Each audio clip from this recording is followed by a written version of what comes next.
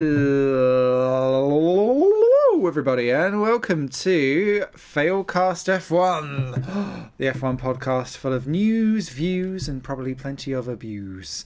My name is Simon, and joining us alongside me, as always, is probably the fellow abused taco friend who has been trekking across Germany just to be here today. Is Mr. Esther Ben. How you doing, mate? Greetings, humans. Yeah, I got off a train like an hour ago, and I look like a boiled testicle. It's it's been a rough one, but nevertheless, I am glad to be here. Hair I of a like dog. Singapore, and I do like Singapore, and I always enjoy the podcasts. So yeah, it's all going to work out fine. I'm absolutely sure. We've got quite a bit to talk about as well, so Yeah. that'll tide me through. Just as well, because this is probably going to be one of the longest podcasts of them all, because it is Singapore. I didn't realise that my career one went on for over the 2 hour mark, so that'll be a good hour for us.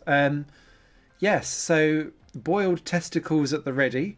You have leapfrogged your testicle ahead of my straggly little bowl bag in the drivers' championship. I'm loving this analogy that we're running with now. Yeah, by a mere 3 points, I'm sure you'll close that gap in no time, though. Yeah. It reminds me of when the F1 commentators keep on saying you couldn't put a cigarette paper between them. I think our analogy would be you couldn't get a pubic hair between them at the moment. Nice. And I'm enjoying how evenly matched we are. I think that does add to the gravitas of the competition. It does indeed. It does indeed. So let's dive onto the track. Yeah, let us commence. Yes. Now, obviously, a lot of livery news going on and car launches. And we do love discussing liveries, and I think it's also good that we take a look at the cars themselves, the ones Yeah. underneath the paint. Now, do we dive straight into that, or should we tackle the meager news offerings of the week? Should we dive straight into the actual cars and stuff themselves? Because I think we're going to have quite a lot to say, I think. Might be Yes, quite very meaty. probably, and I think there will be some controversial opinions. Ooh, Do, never. do I want harder tyres or softer tyres? I forget. Is it hard on tyres here? Yes-ish. It depends on how aggressive you are with the. You can either really ruin them, or you can be quite good round here. It just depends on how soft you are with the old flick of the wrist. In my career mode, season 2, my Singapore race that I'm mid-session saved into at the moment has the fantastic twist of starting on intermediates, going to dries, going to intermediates, and going to full wets in the course of one race, according to the weather forecast. Oh wow, So enjoying that. that sounds amazing in the dark. Right, now let's remember this time to load the setup. Ooh. Traditionally, it does help, and it all counts. And also, must remember not to bin it on pit entrance, because this is another pit entry Yes. that I don't like. The amount of times that I start in the pit entrance and then end up bouncing out of the pit entrance and then thinking, fuck it, get back in again. Again, it is like an errant ball bag in the two tighter boxes. This is going to be the ball bag episode, I can tell already. Shall we discuss cars in the order unto which they were released? Or should we start with our least favourites to favourites? Because I don't know what our lists would be. Yeah, we don't align so actually, do we? I don't think we actually align. do. So should we go in? Should we go in order? Because I think then at Yeah. least we can slam dunk the funk for each one as we go. Yeah, and that's a solid late 90s reference to break us into discussing the horse then. That was the first one to break cover, albeit Yes. virtually. Mm-hmm. The, that was what inspired in me. I think somehow something about it looks better than this year, but I can't identify what it was. I think it's just because there's a lovely collection of all of the greys together, culminating in what I would like to call Team Tepid, because it's Yes. just not nothing could make me feel less meh or more meh if it possibly tried. And I don't. Grey's never been a big thing for me anyway on a car livery at the best of times, and that just really hasn't changed my mind in any way whatsoever. Nor does the way how, especially now that I've seen other cars come out, I've been less impressed with the Haas because of how unaggressive I think it looks compared to other cars. Yeah, it does seem, and again, I think this is down to the constraints of being so tightly woven into the Ferrari framework, which we also saw with the Sauber, and we'll touch on that Not at the right time. But looks slightly better than the 2017 livery. I am not really sure how to describe it, but the color scheme almost makes. Oh, that's Elias. Hello there, sir. Hello there, sir. Good that you could join us. I agree completely. It seems to me it looks better than this year's. Yeah. But again, that's not necessarily saying very much. What did impress me about it is if you compare the cars on at least the initial photos, they seem to be their own major sponsor, and yet they've managed to reduce the size of their presence somehow.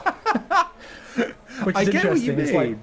It's like they've pulled backing from themselves. Do you even think they aren't particularly inspired?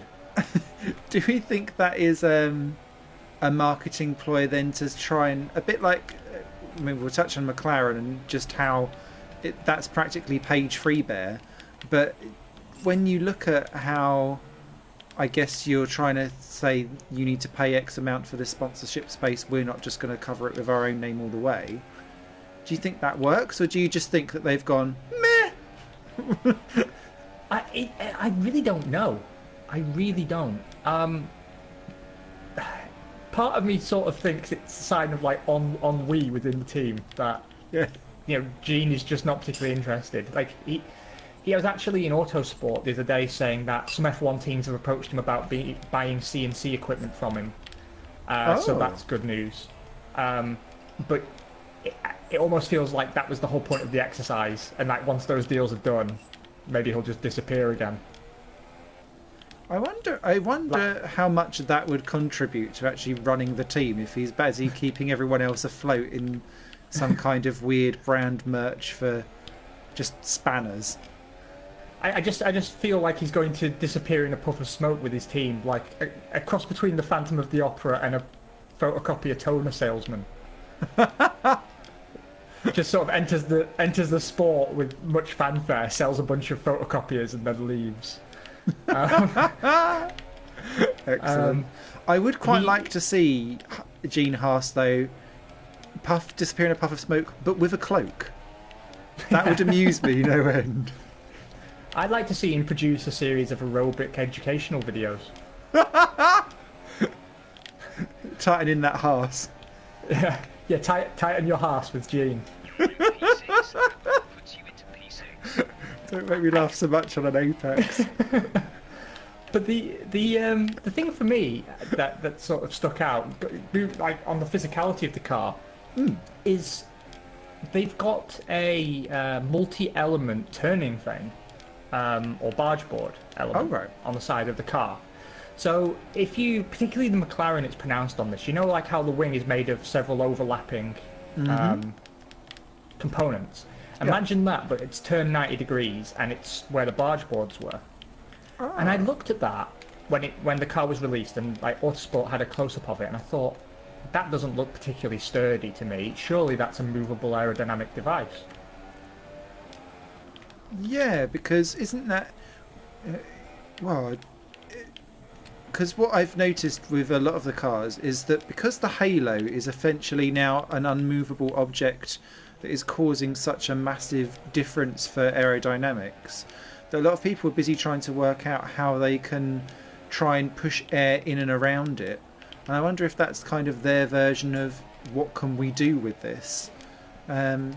Interesting though. If you noticed that appear in any kind of form on any other car, do you know? Not that I've seen, but I know that Renault and Renault had the Aerocat last year. Yeah. and that's still there. But I think another team has copied the Renault concept, but I don't believe I've seen anybody go multi-element on the barge boards other than Haas.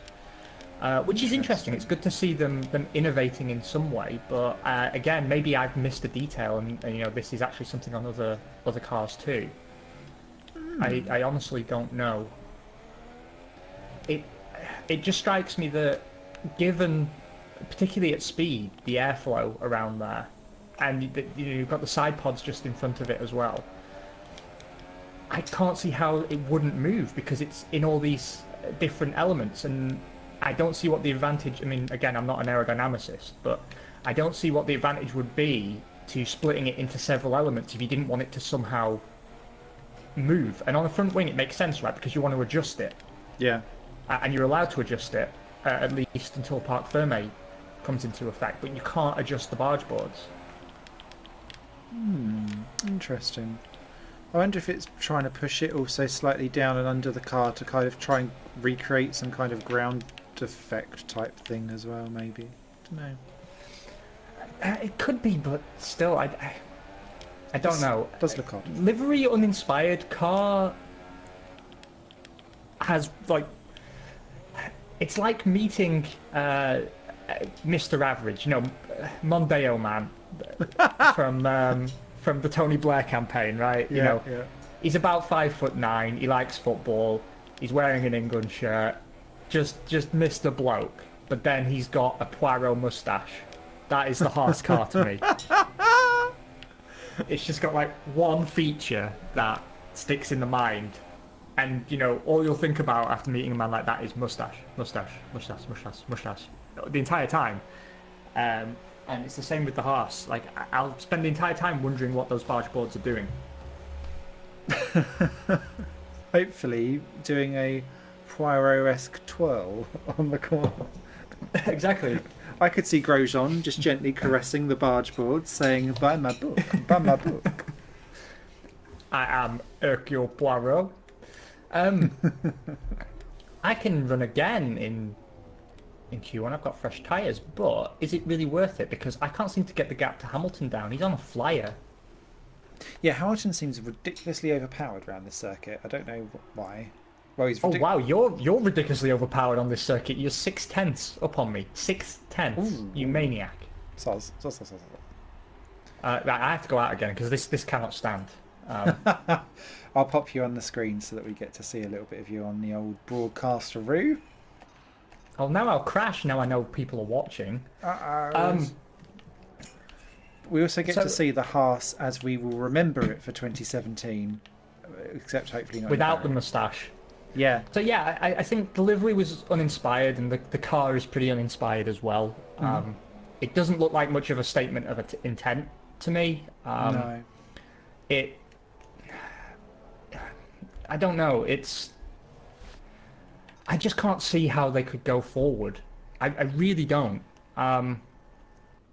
Because there's nothing about that car that sort of jumps out at me and goes, okay, even a layman can kind of understand what someone's trying to achieve with a Formula One design. Like, it doesn't mean you understand how it works. It doesn't mean that you would have come up with a similar idea. It's just you have like some semblance of recognition, just from watching the sport and having a vague understanding of how air moves. You can sort of see what's going on. That's why stuff like the floor detailing on the McLaren is particularly interesting, because you can sort of see, well, they're doing something there that no one else is doing, and you can imagine what potential use that has. But with the Haas barge boards, I've just got I'm not entirely sure what benefit there would be. Now, Autosport did actually publish an article saying barge boards are going to be like a big thing for the rest of the formula, but I'm struggling to see how that would be the case. I have to say though, I'm happier that the shark fin seems to be far more muted on this year's designs. Yeah, they do. It's interesting because I was not really one way or the other around shark fins. I guess I'm a bit not gullible. Well, I am gullible, but when I see something on the car, I just kind of go, oh, that's the design. I don't immediately have this repugnant need to projectile vomit everywhere, a la repossessed or something like that. But I do like the way how it feels much more naturally played into the design of the car, and it just seems a lot more smoother, I guess, and elegant. So, out of 10, if you had to score, what would you be saying? 3.5. Oh, that harsh but fair. I'm going to be a bit less harsh. Yeah, I would give it a 5. Ooh. And actually, maybe I should go lower than that because I actually think every other team has done better. So let's call it a 4. I don't want to be quite so harsh. I'm already a tenth down on myself. So we've got 2 harsh harses. Yeah. Now, next up was Williams. Had their launch in London. Where Claire Williams again addressed the whole Sergei Sorokin is not a pay driver while taking 15 million. Being paid by Sergei Sorokin for driving. But to be fair, like I do agree with her point that like, obviously money wasn't the only thing. But we're here to talk about the cars. Mm-hmm. Thoughts? I really, really, really like the way how the Martini livery has been realigned around this car, because it looks really aggressive and angry through the way how the lines of the contour of the livery goes about. The actual car itself, it might sound a bit obscure, but it really reminds me of when your nan grabs both cheeks and goes because the side pods just look like someone's proper giving you like the. Do you know what I mean? I do. See, I'm. But again, I think you and I have very counter opinions on this because. For me, the livery is an odd one because it looks almost like they've resolved to do something new, but they've just come out with essentially the same thing again. Yeah. And I imagine that there's very good reason for that, and I'm sure there's impediment to making radical change, but it just seems to me they could have been a bit more inventive. That said. The car itself, I really liked. I thought it looked quite aggressive. Simon, are you drunk? From the sounds you're making, if you're talking about the hires, I hate it. Oh, hello, Chimpy. Not drunk yet. Not yet. See, I like the Martini livery, and I've not got bored of it yet. But then there's not other white cars on the grid. It's like an anti-minority statement comment that I'm not meaning to make. Don't Beyonce up me, bitches. But it's I think because it's the only type of livery like that, I'm quite happy for that to kind of stay the same and be unique and stand out. But if there's other white cars that are on the grid that are predominantly like that, then I think I'll get bored of it fast, if that makes sense. But I do really like the way how it just looks. It looks pointy and bubble fishy. I can't get away from the fact that it just looks like a chubby cheeked thing. But hopefully it'll be fast and darty. And it's the first one that all of their lovely new design team have done stuff with. I like the side parts. I like the car this year. I think the grey bit on there this year. Okay, that stops halfway. But yeah. What I liked about it, what I don't like is Raikkonen ruining my lap, but what I did like about it was the fact that I could clearly see that they've kept their promise, that they were going to throw last year's car completely in the bin. Yes. Thank Christ. Oh, Raikkonen. Because it was a dog. I was up again. I think this is the best I can do in Q1. He's just not getting out of my way, and he's faster out of the corners, so I'm constantly having to brake early to avoid running into the back of him. To be fair, so you're faster than me in sectors 1 and 3, and I'm faster in sector 2. Yeah, I was on for pole. I had a pole lap in the bag last lap out, but in sector 2, I cut a corner by being incompetent, and yes, I had to brake super. Yeah, I had to brake super hard, so I didn't bounce into the barrier. It was bad, but Mussol was in top 10 last season. Yeah, never mind. We'll get that pole back maybe in Q2. I hope so. But yeah, I'm sort of in the strange position of being uninspired by the Williams livery, but quite excited to see what their car can do. And I actually, looking at the design philosophy they've taken, I kind of feel a little bit happier that we might see Williams be a little bit more competitive. Maybe span it. Oh, that was a good save. Yeah, I'm more optimistic now that I've seen the car compared to what I was thinking beforehand. So that can only be a good thing. Especially because when I start looking at where I'd start pegging teams that have launched so far, I was like, I can only see them going backwards. But actually, now that I've seen the car, I kind of feel a little bit more like, okay, at least status quo, hopefully, or at least in that kind of bag of cars. We'll see. Well, it just seems to me that fifth. That's painful. It just seems to me that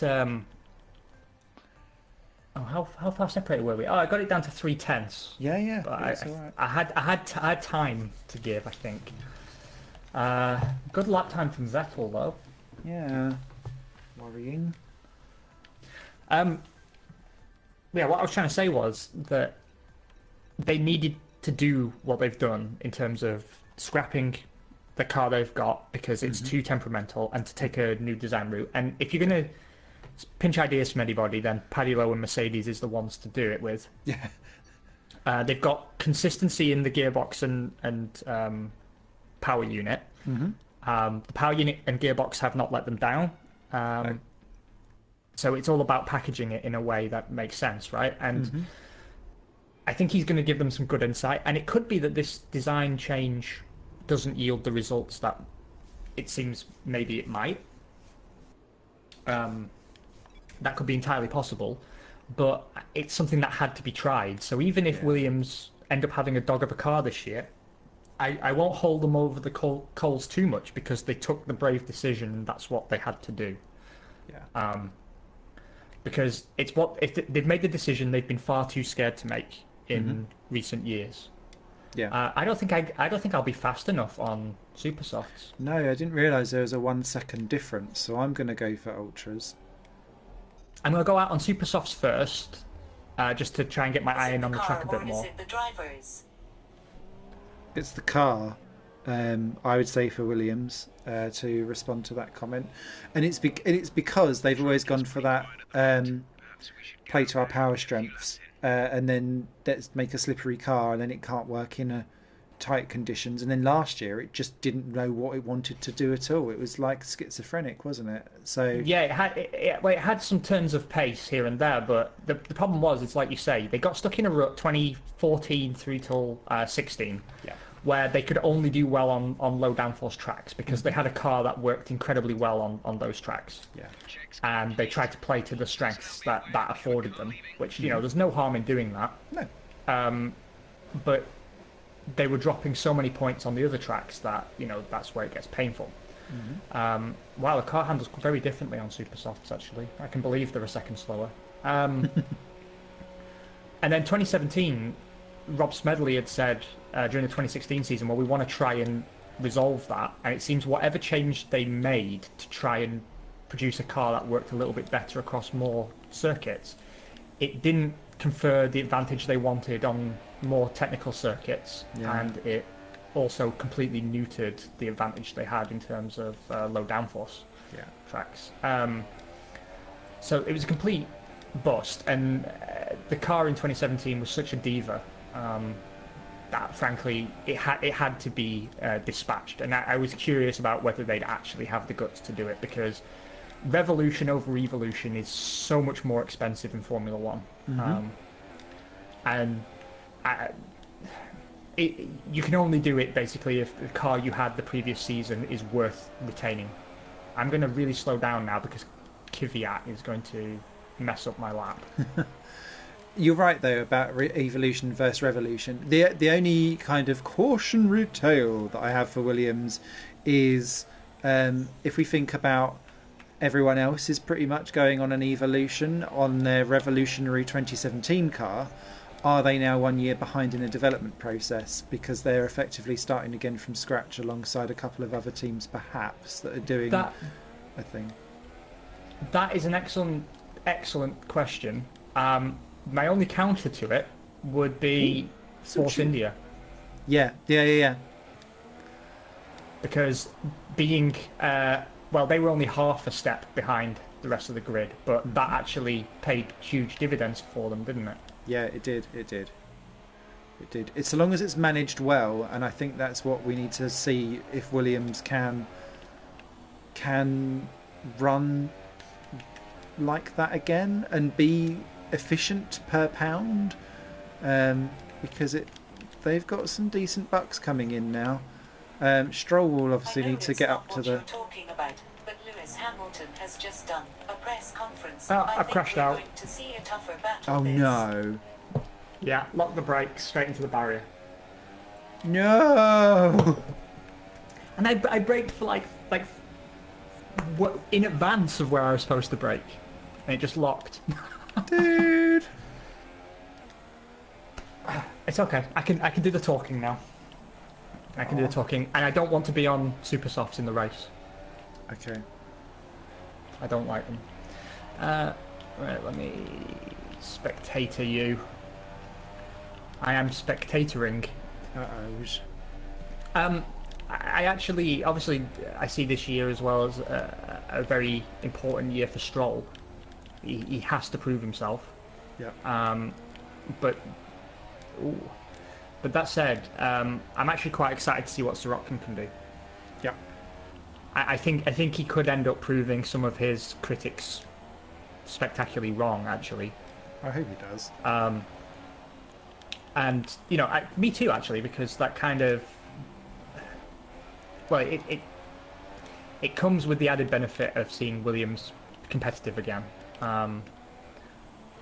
That said, I don't know if I realistically believe that's possible, because I think Williams have simply fallen too far. That, I mean, they haven't won. If you ignore the Pastor Maldonado blip, they haven't won a race in 17 years. Yeah. Which is a huge amount of time to try and pull yourself back up from.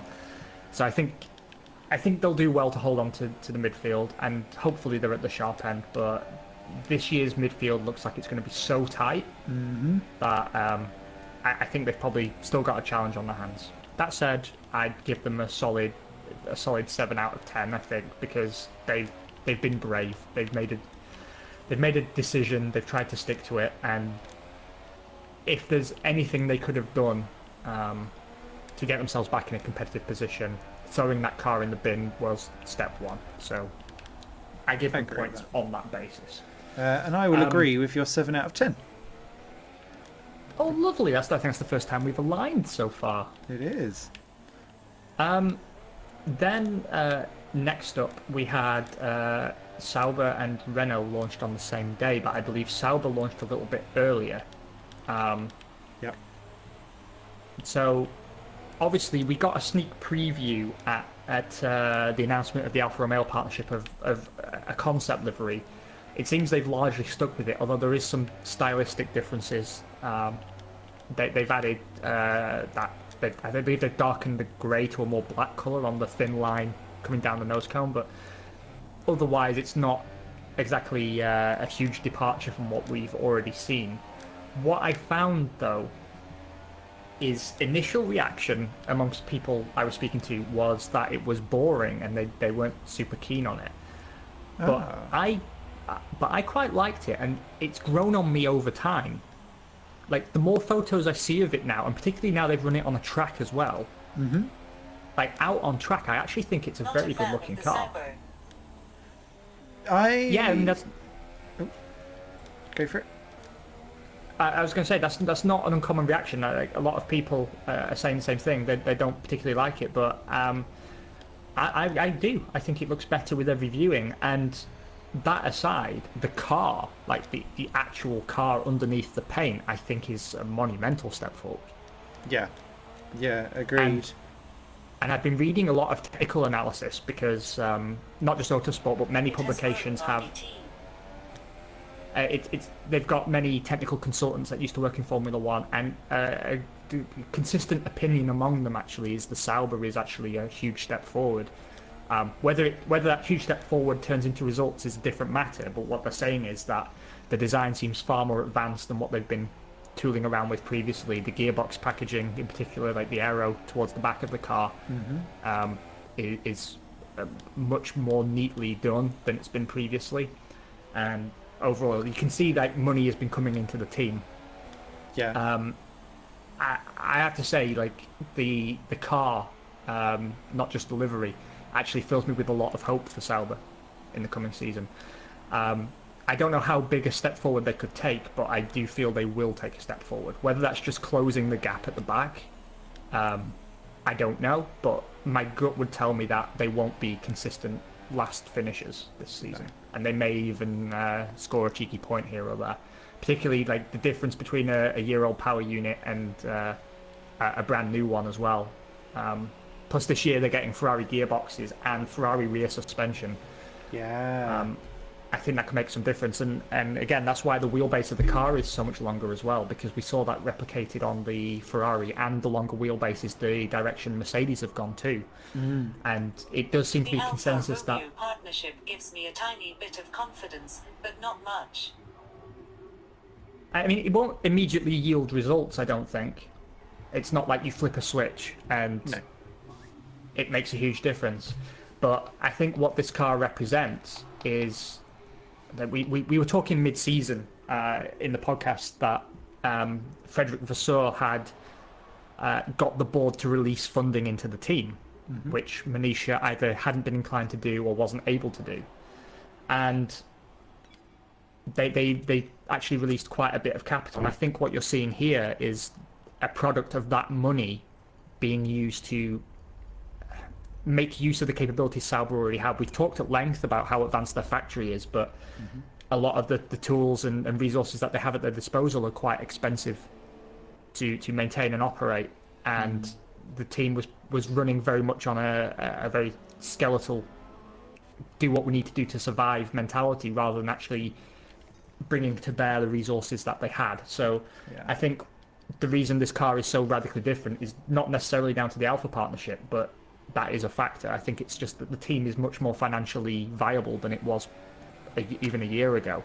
Definitely. And I think with Alpha and with that financial stability, then you can, it's the first time in a few years where they're actually able to say, we've now got a platform that we can then build on and grow on. So therefore you set your foundation for a completely new, different car design that you can then do that couple of years incremental evolution after the revolution. And yeah, I completely agree. When you, from a livery perspective, I think it looks much, much better out on track than it does photoed. And that reminds me very much of the reverse of initially of the McLaren for 2017. I liked it in potentially in photo form. The Toro Rosso. I really liked it in photo form. Then I saw it out on track and was less impressed. But this time it's like the flip side in that actually now it's out on track and I'm like, ooh, nice. And particularly around packaging and the rear of the car. Who is it I was watching? Mark Priestley on YouTube. He's got a really good YouTube channel, and can we give a little tip of his hat to his wife, because he's been on holiday, but on every day at the end of his holiday he's been going up to his hotel room and doing 20-minute blogs for us all whenever a car's launched in his hotel room, and you can probably hear his wife in the background going, for fuck's sake, get off that camera. But he's going through all of the technical stuff.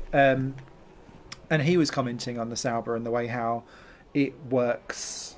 And it's just so much more streamlined and full of detail as opposed to the like cut out carcass and just run with the bare bones.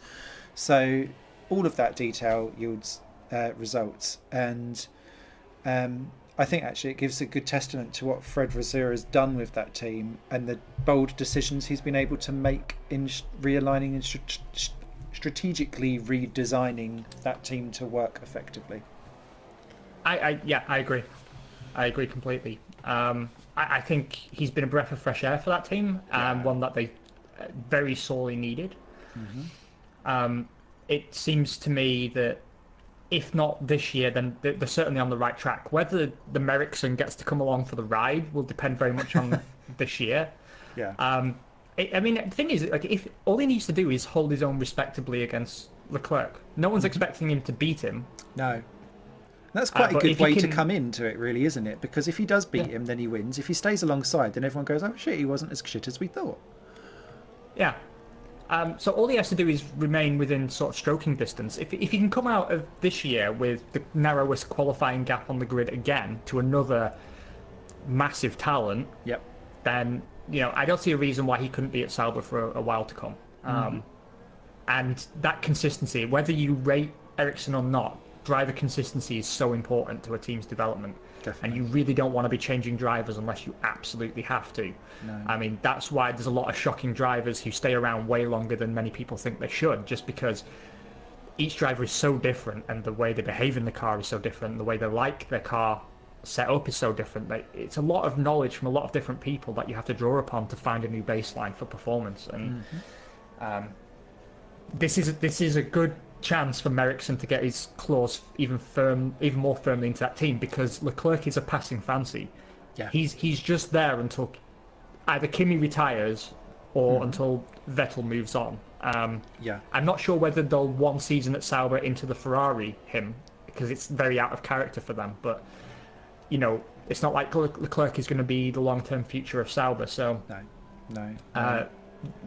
They've got sort of a need for each other, which I find quite interesting, that it's in Sauber's interest to keep him, provided that he delivers, and it's in Merrickson's interest to deliver so that Sauber are inclined to keep him, because there's no reason to change that dynamic. Points minus 2015, for example.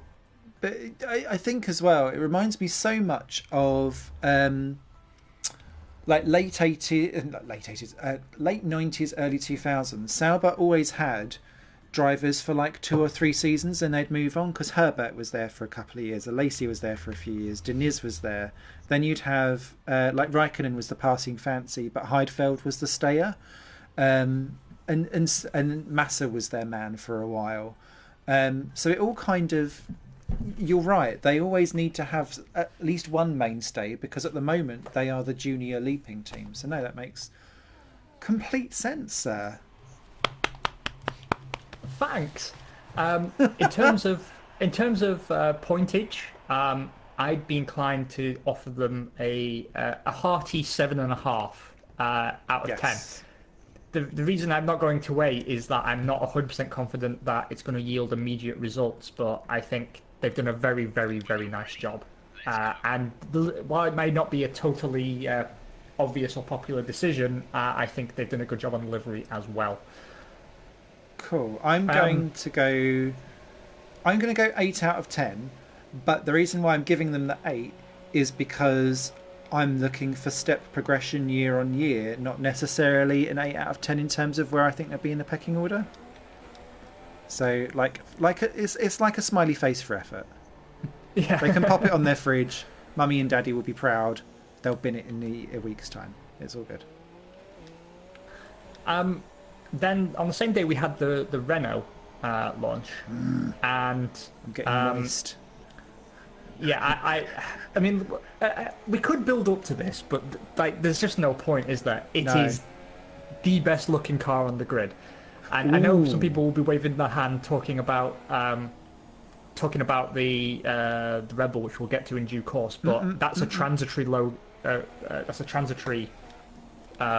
livery. It's not the one they're going to be racing in. So for me, out of all the liveries, the Renault is by far my favourite. Ooh, so I'm two-timing the Renault, but it is my joint favourite by a long way, and yeah, it just moistens my tip beautifully every time I see it. And someone, I think it was Chimpy actually, who's in the chat at the moment, was saying to me yesterday that it's a different shade of yellow, and it wasn't until he's posted a picture on Twitter of them actually side by side, and I didn't notice, but it is more luminescent, and I like it. Yeah, it is. It's a different shade, and it hit me full in the face at the launch. I just think they've found a way to keep it fresh. I think they've made the smart decision of going predominantly black. Yeah. With yellow as the accent colour, because I think the other way round is harder to make work. Yeah. It's also more sponsor friendly to go majority black if you're going to have a bright colour like yellow. Agreed. I think it's very sharp and crisp looking. And I do think it's pretty much my favourite livery that we've seen so far. Obviously, only Force India still to reveal. In terms of the car, though, less impressed. Although apparently we're not seeing Melbourne specification. No, is what they're saying, because I mean, Autosport, for example, were asking if they were just being coy or if the car really was that plain, because they were wondering if they'd fallen into the Red Bull trap. That Red Bull launched last year, and a lot of people were saying, well, apart from the nose duct thingy, what actually have you got on this car? It looks very bare bones and basic, and of course Red Bull did okay-ish. But it was a grower, wasn't it, over time? It started underperforming grossly. And it got me thinking, like, is it... Because a lot of people said that Red Bull were being coy and that they were going to blow us away in Melbourne, and it just didn't happen. Yeah. And I don't credit Renault with any more guile on this matter. No. And I actually... I'm starting to get the feeling that Renault may float around a similar position that they were in last year. It feels like... I think it's an integral part of the process of growing into a championship contending outfit. I think this car represents a clean slate development. Again, it's like like with the Williams, you know, you're building a new basis from which to develop. Same with the Sauber. And it looks like they've kind of tossed the old design over their shoulder to a certain degree and said, look, let's just go simple and clean, and we'll learn about it as we go, and we'll build on it from there. I'm really not entirely sure that we're going to see them as high up the field as some commentators think. But again, I'd love to be proven wrong, because I think they've got one of the best driver pairings in the field. It's interesting that when I think of Renault, in the order of what excites me at the moment, it goes livery, drivers, then car. Yes, exactly. I feel exactly the same way. I do like the new team wear, though. I think they've done a good job correcting the blinding errors they've made previously, because they've had, like last year, the best looking livery but the worst looking team wear. And they seem to have corrected that, so bonus points for that. And to be honest, it feels very much engine dependent this year for them. Like, I don't know if maybe that's why the chassis has suffered a little bit.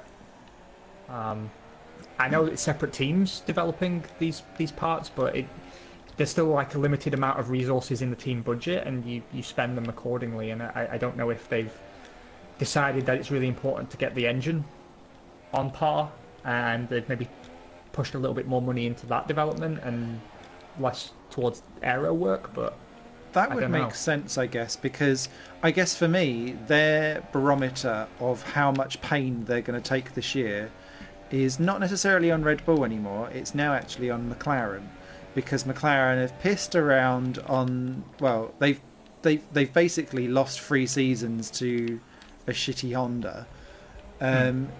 Pinned all their hopes on Renault will power us to the front, and when it doesn't, or if it doesn't, imagine the Hail Mary storm that Alonso, Zach Brown, and everyone else will cause if they end up behind them. And that's not necessarily if McLaren are behind Renault in the pecking order, but it's just if there's not a dramatic improvement in performance due to that. And I think it's probably wise for them to do that initially in the short term, because then McLaren's issues for when they don't win and all of that kind of stuff can't then be pinned immediately on well, Renault doesn't do this, that and the other. Yeah. Do you know what I mean? So... Yeah, I know. I agree completely. Ooh. I agree completely. I think it's. I think they're in a bit of a difficult position actually because I can't think of a supplier who is more integrally tied to their customer team in terms of reputation and media and fan base opinion forming than Renault is, because they are, along with the fact that the general consensus is that last year's chassis was really good, so this year's must be too, but who knows? It's just become Renault has become the solve all problems button. Yeah, and it can't be. Yeah, I've never believed that it is. Most people who listen to this show will know that my stance on the Renault deal was that it shouldn't really have happened. Now, because it always felt to me that they were trading long-term success for a short-term gain that wouldn't even get them back to winning. It's like a little. It'd be like getting a little midget to boost you up a big wall just so that you can look a bit higher up to everyone else for now, whilst everyone else builds a ladder. Yeah, I just don't know why you would put all that development time into a Honda unit. And yeah, Honda were failing to deliver and everything, but we'll move on to Honda in a bit because I think McLaren might have dropped a bit of a clanger here. A wee bit. What do you think of what would actually improve the Renault car? What do you think they might have under their sleeves? Because at the moment, that car looks nigh on identical to what they had at the end of last year, which was still a great step forward. Because I think it was really great at the end of last year that they had picked up, and I think it might have been you actually. It was saying a couple of episodes ago that they were probably ending the season as the fourth fastest team, and that's a good basis, obviously. But whether that actually is good enough to just do a small evolution, I don't know, where you would want to improve the car. It's hard to say. It's hard to say because I don't know enough about aerodynamics to be able to look at the car and say, well, they could bring like a front wing. That would be, a huge step forward. Because I don't know how that would affect the rest of the aero on the car. Sure. Part of me does think, though, I am getting a front wingy kind of feeling simply because I see a lot of teams doing wielding more complex front wing concepts. Yeah. And I do wonder if they've got something. I mean, the reason that I'm not entirely without hope for them is that they recognise this barge board revolution, turning vane revolution that many of the media outlets are talking about early, because they went with the Aerocat last year and they obviously saw the way the wind was blowing. So who knows, maybe they have a barge board concept that they're going to bring. But again, being a bit of an idiot, I'm not entirely sure what benefit, if any, that actually would yield in terms of measurable, deliverable performance. Because I guess it's because we're conditioned to understand that the wings and the floor are where you get the majority of the downforce, and downforce is what's important to overall speed.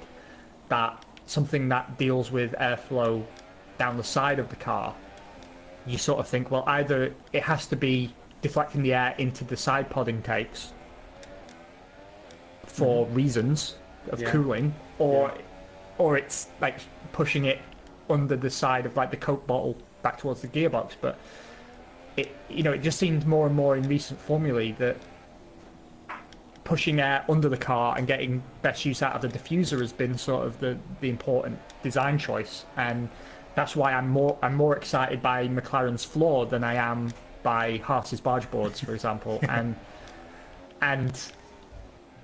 I don't know, maybe the tides of change are arriving, and maybe Renault have something to pull out that could really be a step forward. But I think, to be honest, hiring the drivers they've got was definitely the right decision. I would never question that. But at the same time, I do get the feeling that they're sort of relying on that a little bit more heavily than they need to. And I get the feeling that the car is a reflection of that somehow. That maybe they pushed resources towards the engine, and they know that even with a fairly average car, they've got drivers capable of getting it into the points consistently. I mean, shout out to Carlos Sainz for improving the constructors' position of two teams last season. Yeah. Single-handedly, like his points contribution single-handedly pulled those teams above Haas. Yeah. So I think it'll be very interesting to see what they turn up with in Melbourne. But I'm not holding my breath for a revolutionary change in the form book. There's one thing and that's a shame. It is a shame, but there's one thing that I do want to take a look at on the Renault, because I've not had a chance to, because all of the shots that I've really seen of that car have been like from the overhead side of stuff, so I've not been able to gauge it. But on the other Renault cars, they all run with really high rake, which is where the rear of the car is much higher than the front of the car, therefore pointing the car to the ground and creating more of a push to the floor. Again, creating the downforce and something that's a bit more angry elf, I guess. And Red Bull, the pioneers of it. McLaren started doing it last year and have really gone for it this year. And then being the odd one out, I don't really know how Renault have gone aggressive with that, because then if they're all following the same design philosophy, and we know that Red Bull and McLaren have very good chassis, maybe it's worthwhile following suit. But who knows? Who knows? Who even knows? Wow, we've got a 10-place differential on the grid, thanks to my incompetence. I'm also starting 15th, which terrifies me in this circuit. It absolutely terrifies me. Please survive. Please survive. Well, to be honest, I'm in the habit of putting it into the barrier myself. I don't know how I managed to bin it in quali. Where did you bin it? One. After you come off the bridge, and there's that quick right-left. Yep. I braked at the right point, but the car just wouldn't turn in, and it just went straight, and I locked the brakes. But I was surprised how much speed I was still carrying. Like, it just wasn't scrubbing off speed, but then again, when you lock the brakes, they don't scrub off speed. That's the whole reason it's a problem. That whole section's a nightmare. It is, but I mean, part of the challenge. I've had some good pace here at times, so I'm hoping I can find some of that in the race. I'd be happy to come away in the points. Oh, what? At any level. Rain? All the way through. Shit, I'm on very, very, very, very dry wings. Oh shit. Yeah. It's really hard to spin and crash here as well in the wet, as I found out in career mode. Oh, that makes me want to lower my front wing down a few, just so that it then makes... Oh, this is going to be horrible. Right, so I'm going to... Because my front wing was 9 and my rear wing was 8, I'm going to go for front wing 6, rear wing 8, so that it then balances it out. We can't change it though, can we? No, you can change your front wing aero, and that's it. Alright, my front wing is 8, my rear wing was 7. So that will always spin you round. So if you lower, in theory, this is like proper theory, we'll see if it works in practice. If you lower your front wing, then therefore your rear wing, when you spin up the tyres, will hold the car more central. Instead of flipping, instead of swapping ends. That would mean running 6 front wing. Yeah, I know. Which doesn't feel like it would be good. So I'm going to try it. You're running 6 front wing. I'm gonna give it a go, but this could be horrific. I know how easy it is to spin because I was driving this track in the wet yesterday. No, not yesterday, Friday, and I know how easy it is to completely lose it.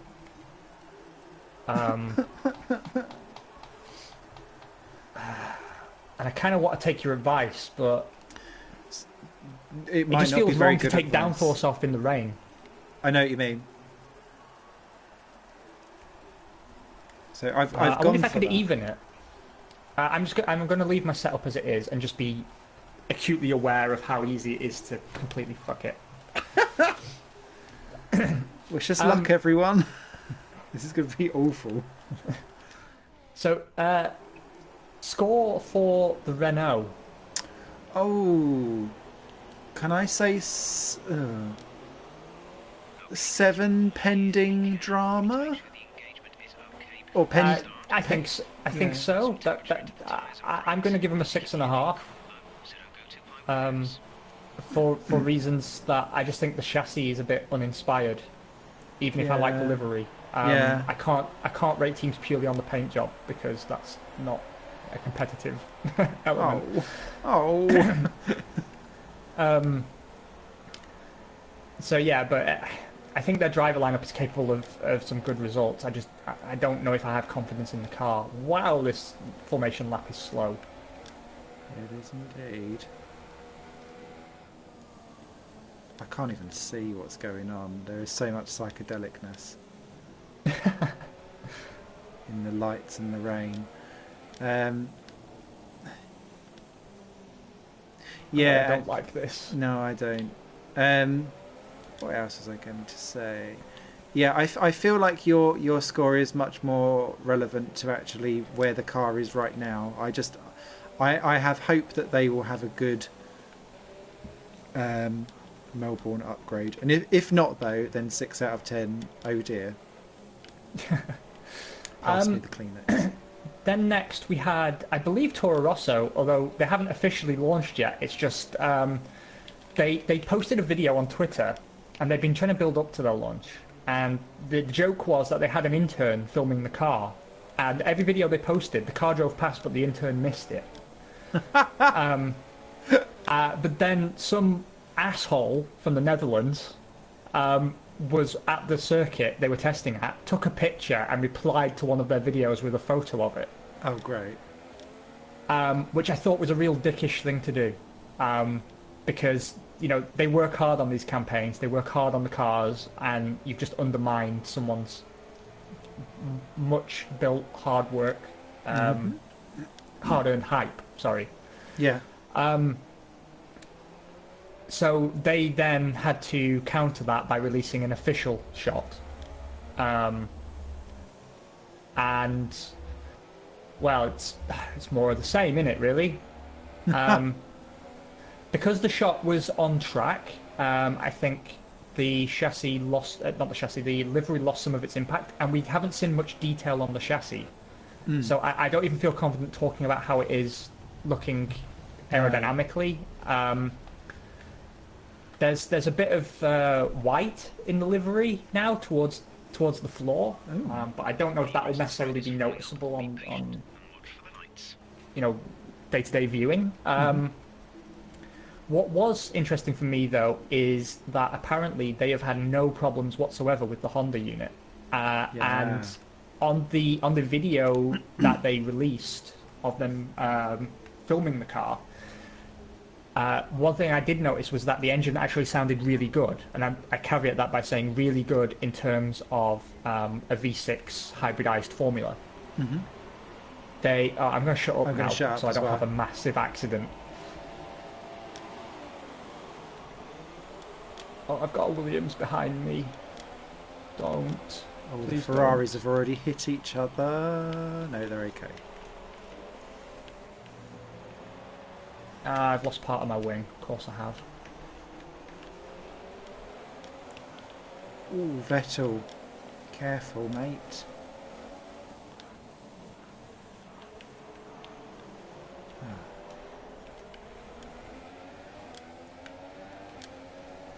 Alright. I'm so slow out of the corners. I've got no traction. And I can't see a bastarding thing. Vettel is weaving.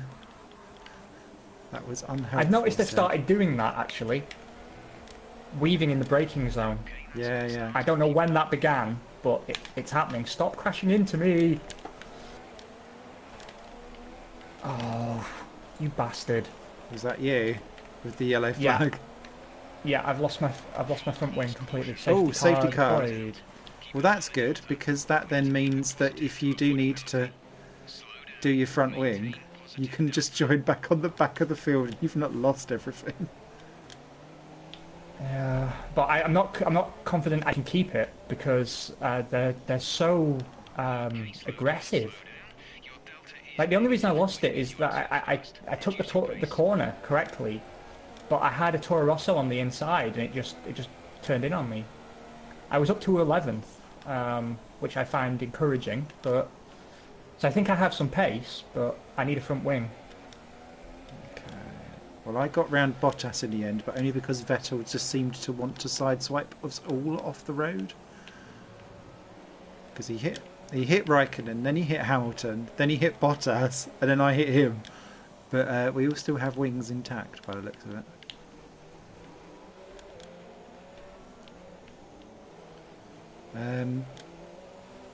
So yeah, the great thing for me is that Honda seem to look like they've actually got a bit of stuff together, which continues to make me think, what was it that McLaren done with the packaging of the car to make it like continually explode everywhere? I don't know, but I don't like to lay the blame at the door of McLaren actually too much, because when I say like the new engine sounds good, I mean the McLaren units always sounded like a canal barge on the downshift. Yes. Do you remember that horrible like noise? Yeah. That seems absent now, and so the change has definitely come from Honda. Well, I wonder if they've just been able to work on how they can make just cleaner drivability, because it was always about the drivability of the car, wasn't it? That it just you couldn't drive it. Essentially, was the problem. Yes. So if they're able to work on that, because my dear God, I'm so worried that Toro Rosso will be 10th and last this year, depending on how horrific that Haas is, if it doesn't improve and get something out of the mare zone. I'm really worried that they will be last. I'm interested in your opinion on that, because I felt the same way, but I sort of get the feeling that Toro Rosso's chassis work has not exactly been poor, and I just think, how long can Honda be that incompetent? And the other factor is that, given that the Renault car doesn't look fantastic, right? Just making a blind assumption here, what happens if the engine hasn't evolved either? Yeah. It just makes perfect sense to me that as soon as Alonso's car is no longer powered by a Honda, that suddenly the Honda would come good. It just strikes me as obvious, because that's been the look of his career. Yeah. And I guess I mean, I wonder how much Red Bull have to play in all of this as well, because obviously we've got this whole Renault want nothing to do with Red Bull for 2019 onwards. I wonder if they've been giving technical help and this is the test run, and then if you can be competent here, then we'll jump for 2019, so on and so forth. I know we've talked about this ad infinitum before, but it just strikes me weird that it's now year 4 and all of a sudden now it's clean, as soon as they're under that umbrella. Well, the thing is, it's kind of a good situation for Honda to be in. Yeah. Frankly, because they've gone from quite a lot of public shame to somehow landing on their feet and supplying 2 well-funded teams. Yeah. And I guess they don't want to screw that up, because like their future in the sport and the value of the investment they've made is so contingent on Red Bull sticking with them. And they know, as we all do, that Red Bull probably have an engine partner lined up for 2020 onwards, sorry, 2021 onwards. Yeah. That Honda have to make the case, because they've committed to Formula One for, 10 years? Something like that, yeah. They have to build the business case for other teams to switch to Honda units and be confident in that decision. So I mean, it's hard to really score the Toro Rosso fairly, no idea. but I do have some glimmer of hope. So I will reserve judgment in terms of a score. In terms of driver lineup, though, I'm not entirely sure how I feel. I mean, I've got a lot of affection for Hartley, and I like Gasly. I think Gasly is potentially huge talent, but whether the Toro Rosso allows him to bring that to bear, I don't know. And I think he runs the same risk that a lot of Toro Rosso drivers of the past have had, which is their ability to make an exceptional driver look crap. Yeah. Oh wow, we've ground to an absolute halt. Be careful. The rain's got worse as well. I've just noticed. I'm actually struggling to keep up with the safety car pace. You won't in a second. I'm actually at under 20 miles an hour because Hamilton's hit the wall. Oh god, they've all boxed up. Yeah. This happened to me in my career race. Here we go. Now we're off. Oh, what happened to Hamilton there? He just went up in the air all by himself. Yet miraculously still staying in the same position. Right. Do you know, I might just settle for last and finishing the race. That's an honest assessment of mine, because I'm far too scared around this AI. And I can't see a thing in this spray. This is the first time in a video game I would red flag a race. Well, yeah, because I noticed actually. In fact, I think it was on when I was playing a practice session in my career playthrough. It was because I've only ever seen 3 droplets of rain on the rain monitor, and then there was like a streaming version, and it was like this for about 5 minutes or so, and it was just like monsoon, and I was like, wow, I've never actually seen that rain in all of the time that I've been doing this game, and I think we've got it again. In terms of driver lineup though, with Toro Rosso, I'm very confused at the whole thing because I feel like they're already wanting to fire both of them already. Yeah. Helmut's trigger finger is getting itchy. It is. He just can't wait. It's his favourite thing. He loves firing people. It's like Christmas for him. I feel like he's already got 2 completely new drivers already ready for 2019, and he's just having a trollololophon. Well, I mean, I think also he's pretty much resigned to Ricciardo leaving. Yeah. I think the general consensus is that Ricciardo will leave. I think he will. Yeah. I don't know if where he goes next is a smart decision, but I think he will. Moving on, I forget who launched next. Actually, was it Red Bull? Yes, it was. Okay, well that's a nice segue then. Right, I have to say, first of all, RB14. It would be my favourite livery if it was permanent. And I have to say, I'm really surprised by how well that digital camo looks. I don't think sponsor visibility is too badly impeded, given it's quite a disruptive pattern. Yeah. And the colour palette, like the dark blue with the black and the touch of silver, actually looks really, really, really good. Yeah, I do like the colour palette. Even if they changed the actual design, if they kept that colour palette, I would still be immensely happy and mildly erect. But they just seem scared to change away from like the known corporate branding, don't they? Yeah. Which is fair enough, but yeah, the car does look really good. I also like that it goes with this whole branding of disrupt the bloody bar. I noticed you popped that word in, and yeah, it's good. I really like it. The car also looks quite nifty-ish as well. It looks very aggressive. It looks like it's sort of, I don't want to use hyperbole or anything, but it looks like a cat ready to pounce. Do you know what I mean? Like it looks like it's squatting down, ready to do something, and I kind of like that. It looks a little wide as well. I don't know if it's necessarily wider or if the track limit is actually mandated by the FIA and it's just a visual illusion, but it looks wide. Which I don't know, seems there's to something be going, about it that I really like. Which seems to be going into the trend of was it wider or longer wheel wheelbase cars. So longer wheelbase is what the cool kids are doing. yes.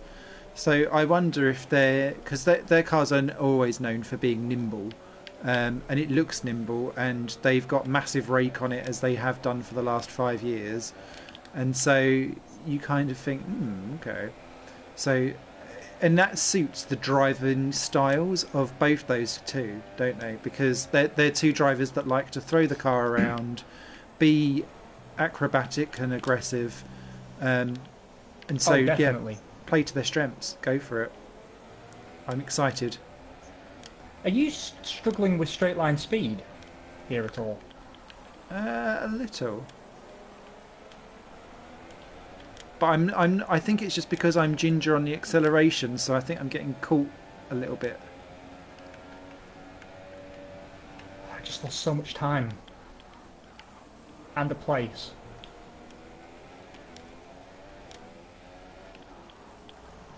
There's no way I'm getting points this Grand Prix, I can tell you that. Where are you? I am 18th, because getting past anybody in these conditions when the AI is so quick to take your nose off is incredibly difficult. There's very few clean overtaking places, and I'm too scared to do dirty overtakes, which would be my normal signature move. Giving them the dirty Mexican. Yeah, exactly. The dirty taco. Giving them the dirty Sanchez. I'm excited, actually. Depending on what Renault delivers with the engine, I don't think Red Bull are going to be putting up a title challenge somehow. No. I think the gap they had to close was a little too big. But I still think it's very likely they'll hold on to their third place. I was going to say, but you've kind of answered it with that question. Best Renault power car? I think they probably will be, simply because it's consistent for them. Yeah, I agree. And honestly, I don't. I just think they've got an inbuilt advantage there in that they're familiar with it, and they're familiar with Renault. And even though Renault hate them and want to see them fail, and deservedly so, I don't think they can keep a good car and a good driver lineup down. But I feel increasingly confident that this is the last year they're Renault powered, and this will be their last chance for a good constructors result, unless Honda pull their finger out. So yeah. I'm very curious to see how it develops. I agree. I also think that will be another car that will have a completely different look when it comes to Melbourne. I mean, they all will to some degree, but I think they're also being a shwee bit coy. I'm losing so much time behind these slow cars. Like, just masses.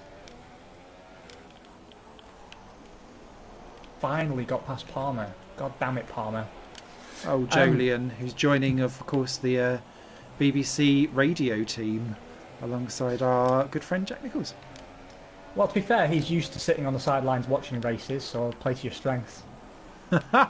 I'm looking forward to all of his slightly angry, disparate comments of just every race going on, every lap. Oh, at least that car's still running. I think he could end up being our generation's Martin Brundle. Yes. Just a man and his bitterness and a microphone. Long may that continue. Just, lugging around a big suitcase full of resentments. I think that makes for excellent television. Score for the Red Bull? So, I have to give them an 8. I think I am impressed by it. I don't think it's showing a huge amount of development over last year's car, in a sense that you can tell it's an evolution of what they started to put together. But by the same measure, I sort of trust them more than the other teams to actually bring something new to Melbourne. Yeah. So I'm kind of confident that they've built up the knowledge for last year's car to be able to develop this one in a meaningful direction. And I'll be honest, I'm giving them points for a livery which should, if there's any justice, be the one they use during the season, but I know that they won't because marketing departments lack imagination. who was next? Oh, now I don't know who's left. We've got McLaren, Mercedes, and it was Mercedes and Ferrari launched next, wasn't it? Yeah, because same day. Yeah. Let's start with Mercedes because I believe they were first out of the gate. Yes, even if their car wasn't necessarily the first one to do proper laps on the track. No. Although it might well have been something I'm very much looking forward to talking about. Yes.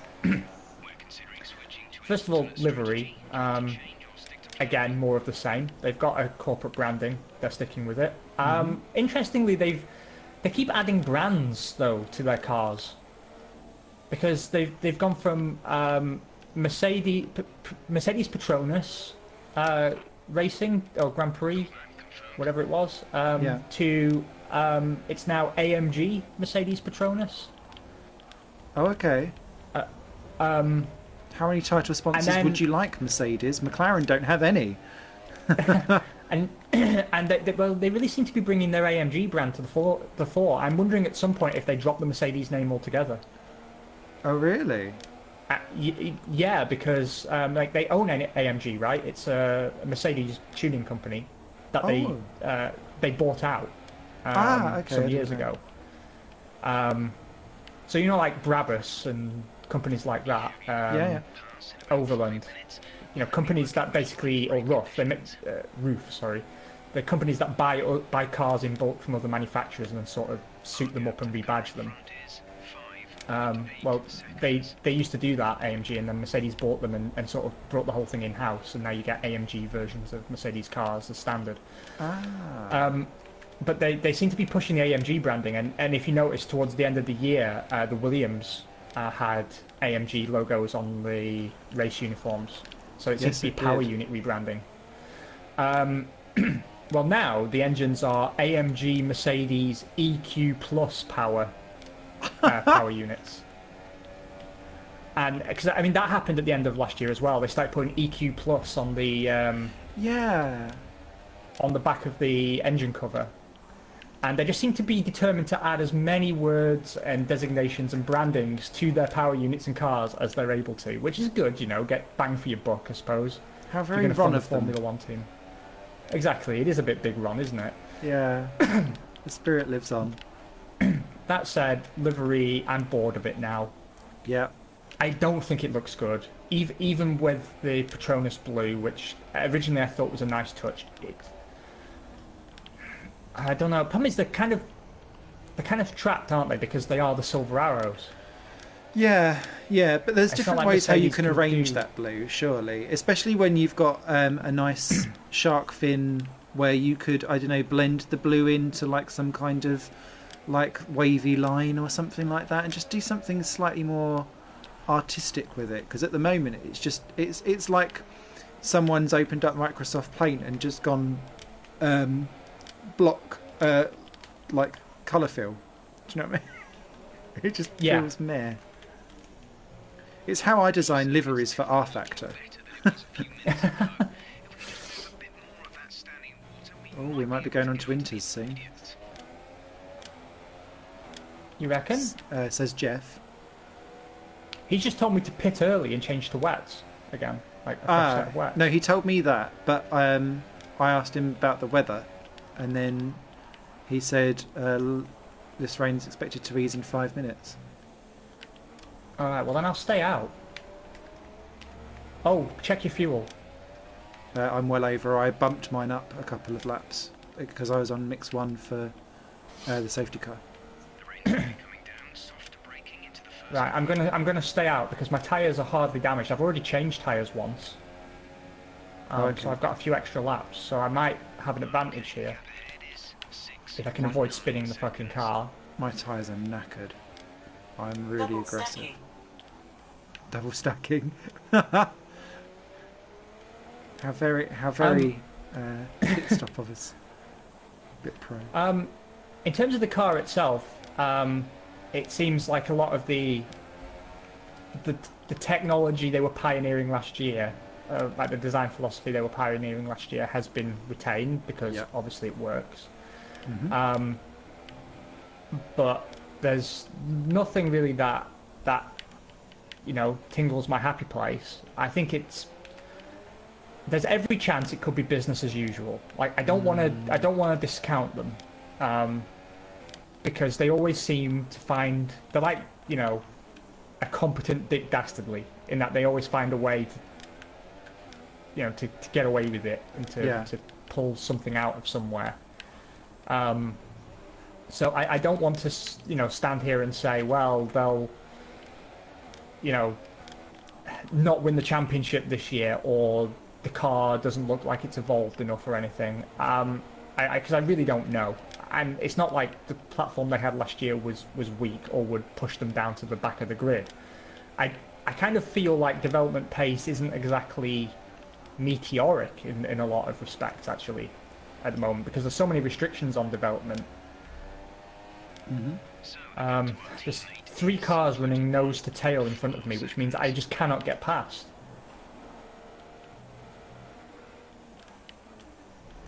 I also think as well with when you are the top car and you've been the top car for so long and you're doing evolutions of designs, how far is that ceiling left to go? Because you're essentially spending millions to find, like, it goes from seconds to tenths to hundredths to thousandths. So I think they're hitting the ceiling quite soon, which is lovely, because then everyone, if they are behind, can continue to catch up to that ceiling. But well, I think we started to see that last year, right, with the Ferrari. Yeah. That Mercedes had sort of begun to reach diminishing returns, whereas Ferrari were able to kind of close the gap a little bit because of it. Yeah. And I really hope their car is a bit more diva and dramatic, because nothing makes me happier when that car did not go out of the box for the first half hour or so. That said, they've had 2 engine failures, I believe. Yes. While trying to film, and I had a pretty interesting conversation with Callum about it, actually. Because he asked a very pertinent question, I think, which was, well, oh shit, I've just got a time penalty for cutting the corner. No. I can live with it. It's not like this is a stellar performance anyway. It was a good question, but part of me was inclined to think, well, they've probably just decided, open the taps, try all the new parts, and just see what happens. And it's quite common for a prototype design to just completely fail, right? Mm-hmm. It's not a rare thing to take place. So for me, I kind of think there's probably a more reliable core that they've got to work on, and this was just them having a zero consequence chance to try something bold and probably supremely powerful that would blow everyone else away, and it just doesn't seem to be reliable. But I don't think it means the engine itself. I mean, I can't see how engineers of that caliber could screw up so monumentally as to throw away the advantage that they've had, given how large that advantage is as well and how ingrained it seems to be in the formula. Yeah. But the idea is tantalising. Don't get me wrong. I am excited by the prospect that they fucked up somehow. What would be delicious is if they turn up to Melbourne and both cars just get stuck on the grid.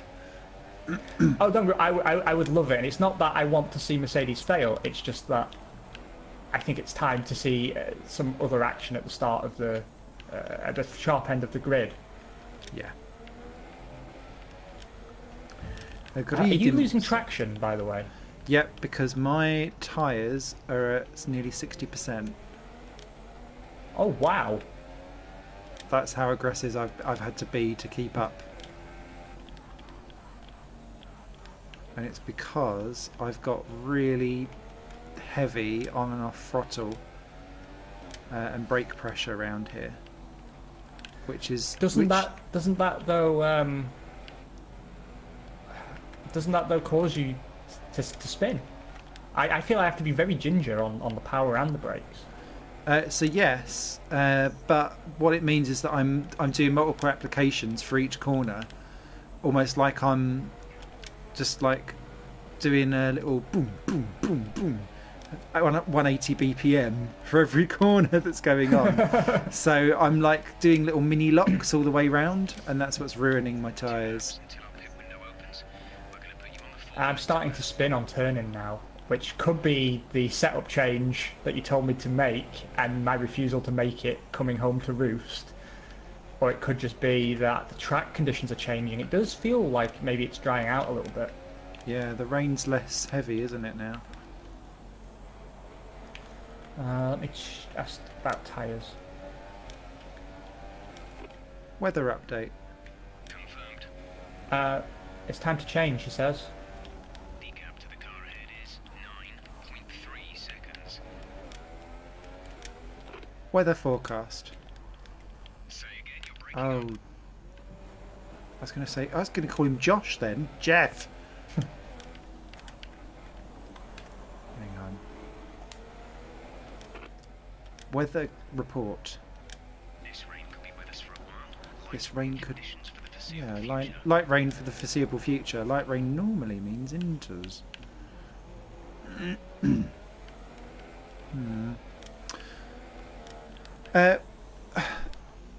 Do we The think... cars... Jeff told me it's a crossover period and he thinks it's time we change tyres. Okay. I asked for the tyre status, so I'm either going to give it another lap. It depends on if the cars in front of me pit. Normally we're always the first ones in as well.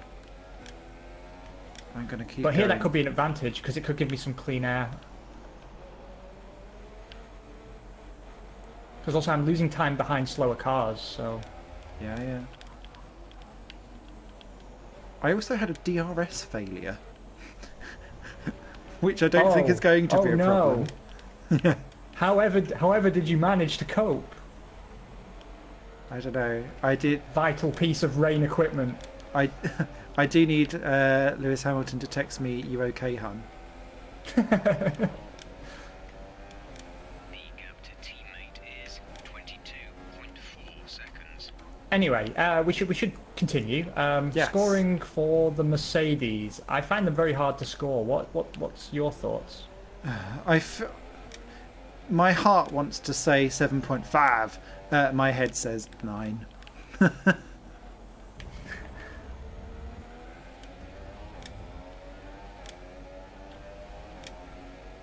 Jeff's just telling me to change to slicks. What? Really? Jeff, you Jeff, drunk, mate? You are irredeemably broken. You're drunk. Go home. Love it. See, this is annoying now because I don't know. 5/10. Part of me thinks like I'm trying to watch my split times to see if I'm losing time, but the problem is I don't have a good gauge because I'm now in clean air, so I am just faster. I'm going to have to pick because I'm on 69% wear. I'd consider a dance with the devil on that one, mate. We think there's a viable Oh, strategy. we think there's a viable strategy change. Would you like to keep to the current plan or try the new one? And he's telling you winters. No, saying wets. He's just bringing me forward a lap because I'm going to pop. I'm going to have to pit for wets. Okay, I'm gonna keep running because I know how badly a mistimed pit stop can be, but I can't help shaking the feeling that maybe if I change to winters, I could actually end up I've with hit points at the the end wall. of it. Adjusting the strategy. Come in this lap. You're not out, are you? No. Okay, this is Jeff. Can you hear me? There's a fair amount of damage to the front wing. We I know suggest you there is a come in as fair soon as amount of possible. damage to the front wing. Nitwit. Oh really? I hadn't noticed. It handles like a pig. To be fair, it handles like a pig when it's complete. I'm going to give Mercedes a solid 8, simply because their engine failures.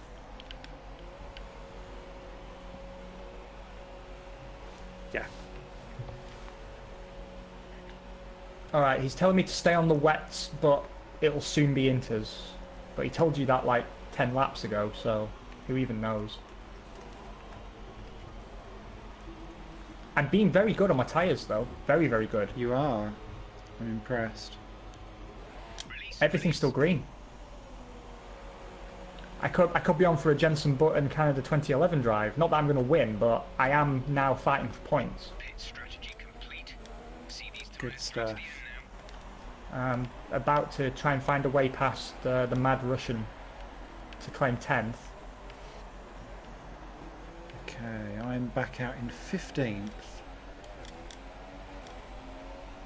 And I've just set the fastest first sector. By quite some margin, actually. I just didn't want to go into Inters and then bin it because it's slightly too wet, even if it's going to be fine in like a lap or two's time. But I just run out. No, I'm prepared to forgo the possible advantage they may convey to wait until the AI do it, because that tends to be. Although occasionally they do make really bad tyre decisions, the AI. Yeah.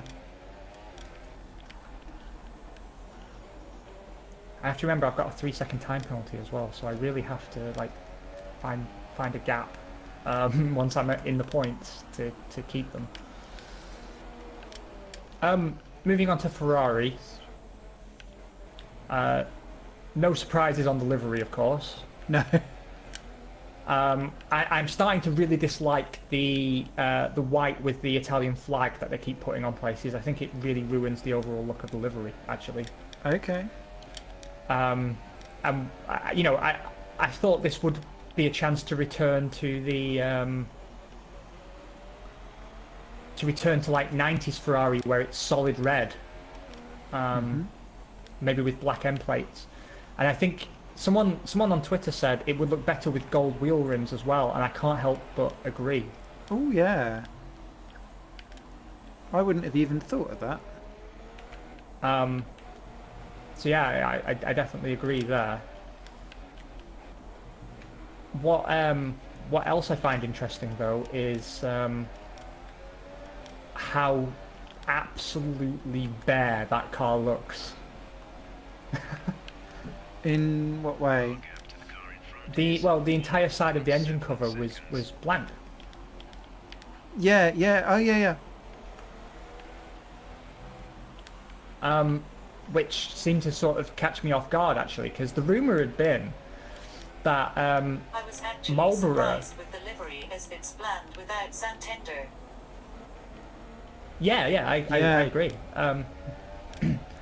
But it's also that Bless the you. rumor had been that Marlboro were going to begin promoting their e-cigarette brand. Oh. But I when I heard it, I thought, I don't know if that's possible, because I don't know what the regulations are. Because we know like tobacco advertising is illegal, but does this count? Because it's still a smoking product. Mm-hmm. But I saw a lot of like Sean Bull concepts with the IQOS, I don't know how you pronounce it, like e-cigarette brand from Marlboro as part of it, and I thought, okay, well maybe that's I can't turn the engine down more than I have, Jeff. It's not possible, mate. Oh, I'm now getting the "it's a bit of a crossover period" message. Oh, and that's me going off. Do you know what would do me fantastically? If everyone has to make an extra stop for inters, because that would then negate the extra stop I had earlier. But it's electronic, so it's not polluting. I don't think that's the what's it called? I'm coming in. I'm risking it. You're doing inters. Inters.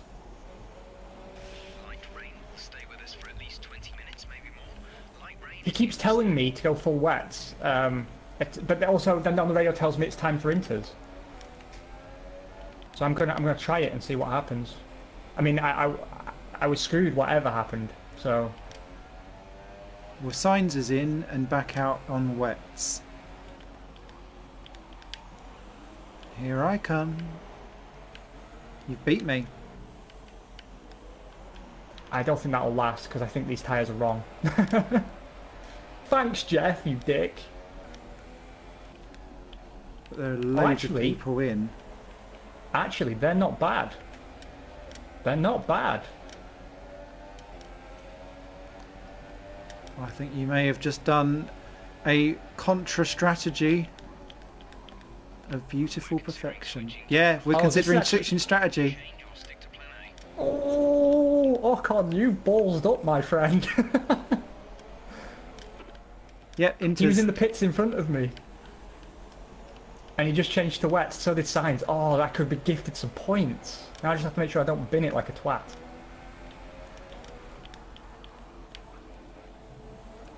Yeah, the car feels a million times better, so... Yeah, I'm coming in next time round.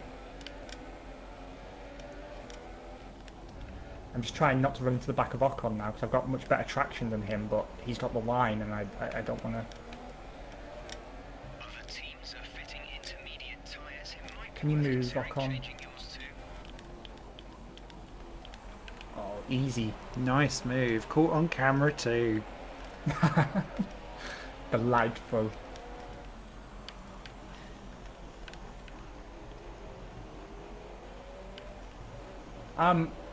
In terms of overall design, though, what struck me about the Ferrari, and we have to get back on topic, Yes. is I was looking at it and thinking, well, I know Ferraris traditionally are, you know, red, but yellow is also a Ferrari colour. Yeah. And like it's quite popular to sell their road cars in yellow, for example. Yeah. I thought, you know, for a change, that car would actually look really good in yellow. But then I realised that would just be a Lamborghini, and then I wanted Lamborghini to enter Formula One. Yeah. Oh, Esteban, you could be on for a good result here. Out of nowhere. Damn it. I was held, stuck behind Ocon. I think I'm going to be out in 11th. Yeah. If I can just hold this round. I hate this pit exit so very much. Done. It is a long one, isn't it? Normally this episode would finish in a quarter of an hour and we've still got almost half the race to go. I don't think very many cars look good in yellow. I disagree. If yellow is accented well, then I think all yellow can be a little bit too much, even though I would still say yes plus. But yeah, if you accent something with yellow, that would be good. Yellow and red, no. Unless no, definitely not. Unless it's predominantly like a really, really dark red. No, it would have to be yellow and black, but you'd have to go like a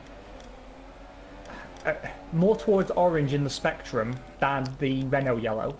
Yeah. If you were going predominantly yellow, and then you'd have to have everything else in black, and you'd have to have quite thick print for the sponsors. You'd have to like find a way to emphasize them, whether that's like having an outline that emphasizes them or something, or I would like to see a rainbow car. I think we all would, mate. I think we all would. But actually, if you're looking at the DHL signage at this track, like the overhead DHL signage, that sort of yellow, I think you could build a livery with that.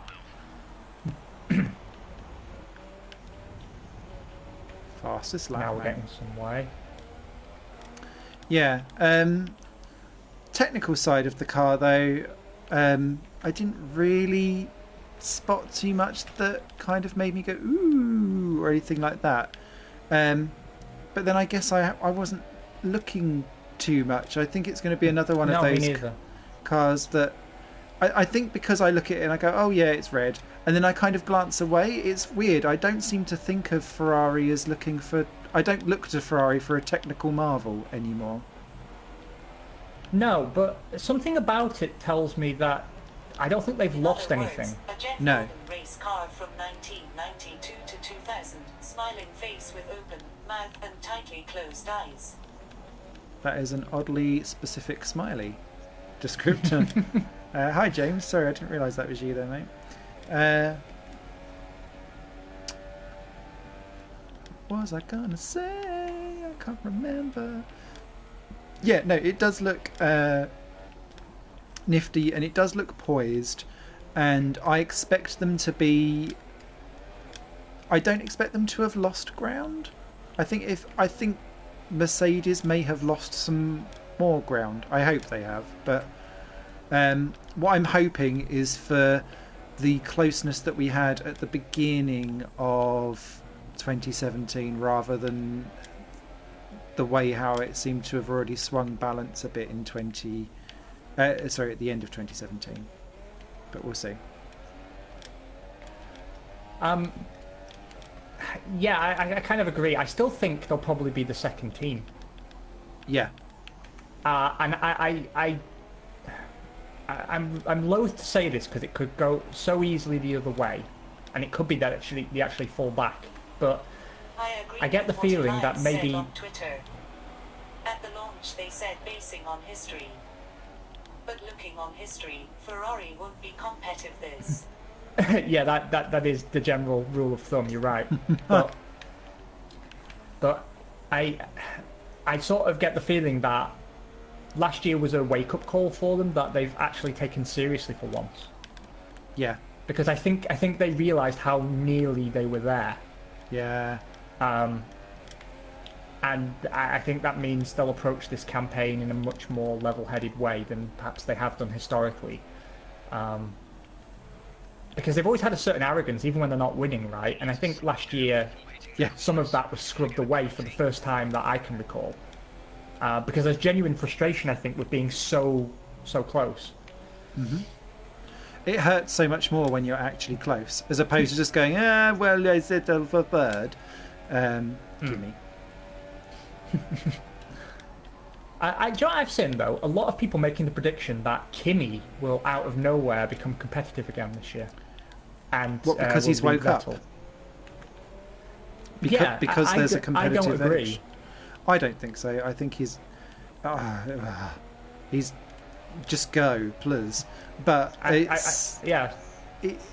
is interesting that he has got better as the car has been more competitive, but I don't necessarily agree with that being like the Kimi ignition fuel to motivate him, because I really rated his time in the Lotus.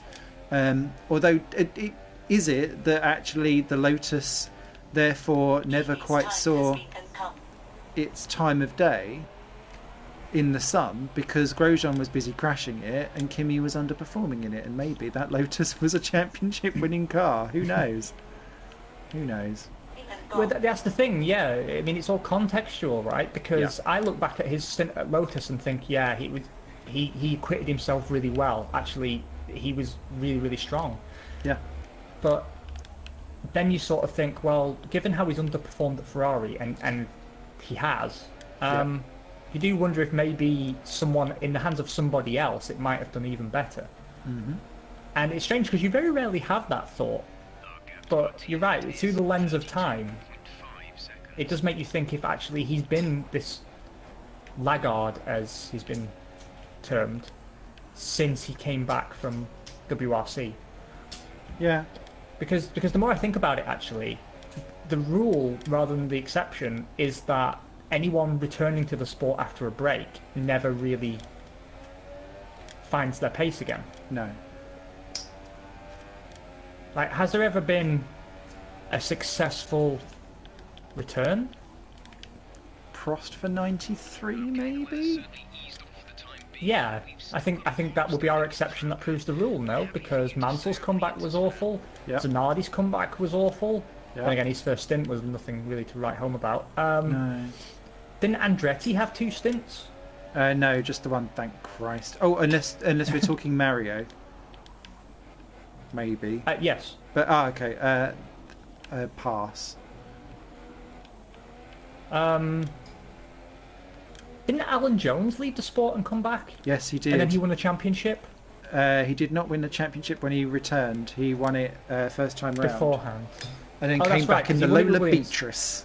Yeah. That's right, yeah. He came back in like a really bizarre, strange choice of machinery. Yeah, you're right. Really overweight and using his man boobs for ballast. Ballast is actually something I want to talk to you about later, but nevertheless, we must finish scoring the cars. Yes. You score for the Ferrari. 8. I'm going to give it another 7.5, simply because I can't read it, but I'm going on gut feeling that it's probably about where it was. Yeah. That it hasn't really lost anything. Now we move on to the one I've been particularly looking forward to, and that is the McLaren. Andretti only ever raced in 1993. Shame his success in IndyCar didn't translate to F1. No, that is true. We was just No, but that McLaren was also garbage. It was. Awful car. I think actually we forget that McLaren were building crap cars before this stint. Building crap cars, they have been. Yeah, they've done the wilderness before, haven't they? Yeah. But yeah, that segues us nicely into McLaren, and as we've built a pattern now, I will start with livery, and I have a very unpopular opinion, which is I do not like it. Ooh, I love it. B plus new McLaren equals many new babies. That's comment of the stream. Whoever said that. No, I genuinely don't. And if what find, don't you like about it? I think somehow the blue doesn't ding my bell. I think I read a great article actually that was saying that this is the cheapening of McLaren, which I actually kind of liked, right? And I will quantify that statement post haste because I know some people will be like gnashing their teeth, thinking, "What the fucking hell is he talking about?" So the point the article made was that while it has been to their detriment at times, McLaren, particularly recently, have had the philosophy of, well, if we can't sell title sponsorship, we will brand it with our own branding. Mm-hmm. And this car has completely done away with that philosophy. And while I think Big Ron wielded it badly, I think Zach Brown had the right attitude on it, which is, well, we will try our best to compromise and fill the sponsorship space, but if we don't, then McLaren is a brand in and of itself, and we shouldn't be shy about proclaiming who we are. Mm-hmm. And I liked that outlook. I think that sounded prudent, because no one likes a bare car, because it doesn't look good. Like we were talking about in the last episode, the analogy of the bad salesman will always buy a fancy new car to hide the fact that he's in a dry spell, because you need to inspire confidence in your partners. Mm-hmm. I think I love the new McLaren. I agree slightly with what you said on Twitter about it looking good, staying still, but on track, not as much. Yes, I was about. Thank you for reminding me. I was about to completely overlook that part of my analysis. But if you look at the stage photographs of that car, everything looks kind of crisp and clear, and you think no big problem. But even some, look at unofficial photos, for example. Even when the car is standing still, and quite a lot of the McLaren staff have been taking pictures of the car and sharing it on their Twitter. So there's plenty of these to find. Mm-hmm. Go and look at those pictures and tell me that the sponsors on the nose cone are clear. Because they just aren't. And we've had this discussion many times before, and I've had it with many other people, that the reason arrows went dark orange and not majority orange, and the reason that McLaren moved away from orange, is that particularly lighter shades like papaya orange are notoriously bad on TV cameras for sponsor visibility. They just are. Mm-hmm. Because they give off a lot of light, like the paint reflects a lot of the light that's coming in, and it has the effect of enhancing the orange at the detriment of other colours. And that's why you always temper an orange livery either with a darker shade, or usually as well as adding a lot of a darker accent colour, like black. Okay. And they've attempted to accent it with blue, but blue and orange, while they contrast on a piece of paper, I think, given that the blue is also metallic, I think particularly in a direct sunlight situation like we're likely to see in Melbourne, I think a lot of visibility for sponsors will be lost on this car. But also on the cheapening of McLaren, the author of the article was pointing out that, well, since when have McLaren caved to fan pressure? And since when were fans the best people to consult with on running a Formula One team? And that's kind of a harsh statement, but I kind of agree with it, right? Because you don't have to look far to find everyone's got an opinion, and you see opinions like on the Sauber launch. Some guy commented under the launch picture of the Sauber, "Oh, that halo is disgusting. You're all pussies for caving in and stuff." And I wrote back like, the rules mandate a halo. What would you respect them more if they withdrew from the championship on principle? Because and obviously I didn't get a reply because that position is indefensible. But the point is, like, everyone's been making noise about Papaya Orange, and I think they've forgotten the very practical reasons they ditched it in the first place. Yeah. And like, you look at any Papaya Orange McLaren, and the vast majority of TV time it got. I mean, even like the Pedro de la Rosa's Papaya Orange McLaren testing livery. Stole Christmas or Horton years ago. Like, if you go look at those pictures of De La Rosa testing a Papaya Orange McLaren, you cannot see the partners. No, that's true. You just can't. And the cars have to be driving billboards. And basically what this article author, and I'm sorry I can't credit him, was saying, and what I'm agreeing with, is that what they've done here is the same as with the Renault deal. They've taken the short-term, quick advantage approach, right? So Twitter is now abuzz with people who love the look of the new McLaren, but it's still got a lot of empty space, and those new partners, and those new partners that have come on, I mean, I don't think Dell will be particularly happy that they're on the nose cone, and for me that's the worst area for visibility anyway, let alone with this colour scheme where the Dell logo, even in a good photo, I wouldn't say is especially prominent. The other point, of course, is that if you look at the new race overalls, they've got a little bit of a touch of the Minardi about them. What do you mean?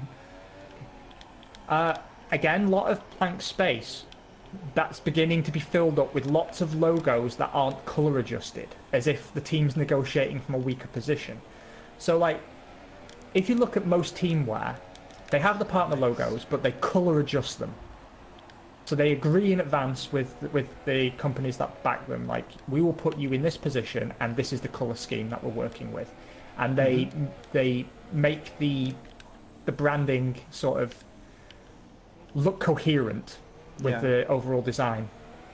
And it's kind of a win-win, right? Because everyone remembers how badly PDVSA ruined the golden black Lotus livery, for example. Yeah. And there was quite a lot of furore around that, and you'd think, well, PDVSA would have noticed that, well, the money we spend on building goodwill by sponsoring Formula One would have been better spent if we'd allowed our branding to... if we'd been flexible enough in our branding not to ruin a very good-looking car. Yeah. Now, if you look at the McLaren overalls and look at Minardi overalls from, like, the 2000s, what you see is that Minardi didn't seem to be in a very strong position, and they couldn't, like, their partners had such disparate branding needs that they just had to have a mismatch of, like, a patchwork look almost of all different kinds of colours and sizes of logo, and that's what the new race overalls for McLaren look like.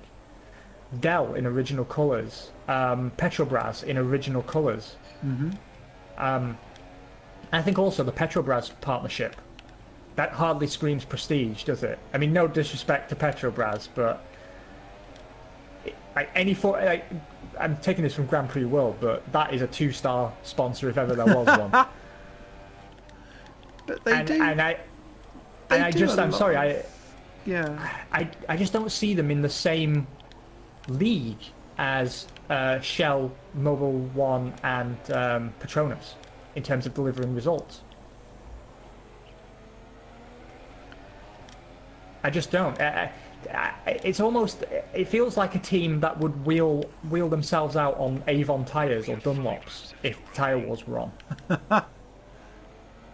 Do you know what I mean? Like, and again, there's nothing wrong with Avon tyres and there's nothing wrong with Dunlops. They're prestigious brands and they know what they're doing. But within the context of Formula One, there's something about them that kind of lacks prestige and gravitas. I just love to hear everyone shout out Avon, to be honest. But yeah. And so I kind of agree with that article. It seems like a lot of fan service, and that works in... Well, it doesn't even always work in films. How many people were complaining that the new Star Wars movies, as good as the first one was, we won't talk about the second, mainly because I haven't seen it, actually, but you know, the first one, the critique I got of it from most people was, well, it was really good, but it was too much fan service. It's like, remember all the things you loved? We're doing them again. And it feels like McLaren's doing that again. I don't like the ratio of orange to blue. I don't like the combination of orange to blue. And it doesn't seem to be growing on me in the way that some of the liveries have. I'm just not warming to it. Aww. And I don't share the confidence that the partnership with Renault is like super Jesus. That's going to turn up and fix all the problems. I feel more and more confident that it's going to be an improvement, and quite a large improvement, but not a big enough improvement to justify the level of hype around it. And you can see that by the fact that Alonso is giving out very mixed messages. In fact, if you go to autosport.com, 2 days apart, we're playing contradictory statement bingo again. You will find two articles from Alonso, one saying that this car is going to deliver everything fans have been waiting for, and another one describing himself as apprehensive about the car's ability to deliver. Excellent. And the difference between those statements was one filming day. And as a guy with 17 seasons or 18 seasons of experience, the fact that he's gone from confident to apprehensive but hopeful tell me he's felt something in the car that's not to his liking. Yeah. And I just sort of think it's going to be like a big build-up to a fireworks finish, and then the fireworks go off and it's just like a couple of party streamers just going and that's it. You know, it just feels like, you know, a rainy picnic kind of affair in the making.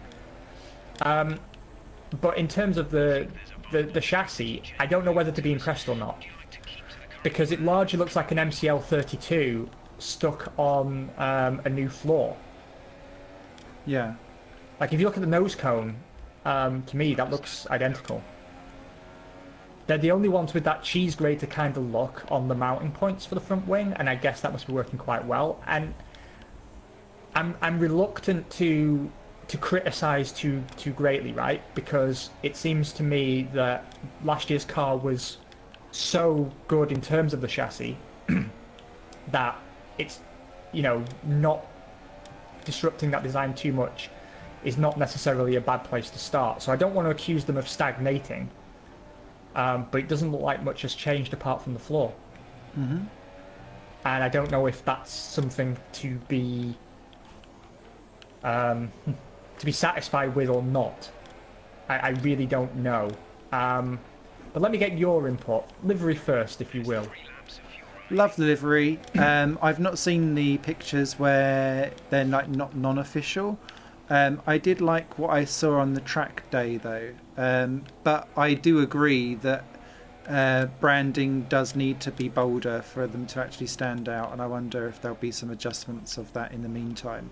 I find it really, really fascinating what you were saying about fan service though, because this to me is it's like an inbred legacy of what Liberty Media, Zach Brown and America love to do. And so, but what we don't see in this, and I'm going to have to pit for some new tyres because I'm on 76% and 70% on my fronts. And I don't trust that in the slightest. 25%, 28%. I don't know what you're doing, but... That's crazy. I'm just clearly really, really aggressive on these. Yeah, they're vibrating like bitches. Could you change to dries? Sorry? Could you change to dries? Can you, if you get a tyre status from Jeff, does he say dries can be viable? Because no, he's being a bit vague. It feels like they could be. He's being vague, so I think we're on to Inters. But Ocon is over a minute behind because he's lost a bit of his front wing but not pitted, so I'm good for 10th. So yeah, the issue that I have with all of this fan service stuff, very similar to what you were saying about Star Wars and things like that, is that fans don't know what they want, and they want everything the same, and then when they get the same, they don't like it, and then you get this hypocrisy. They don't know what's good for the business. Yeah, exactly. And they stay safe, or you get into like these. You listen to hardcore fans that want hardcore everything, and then that alienates outside people, and so on and so forth.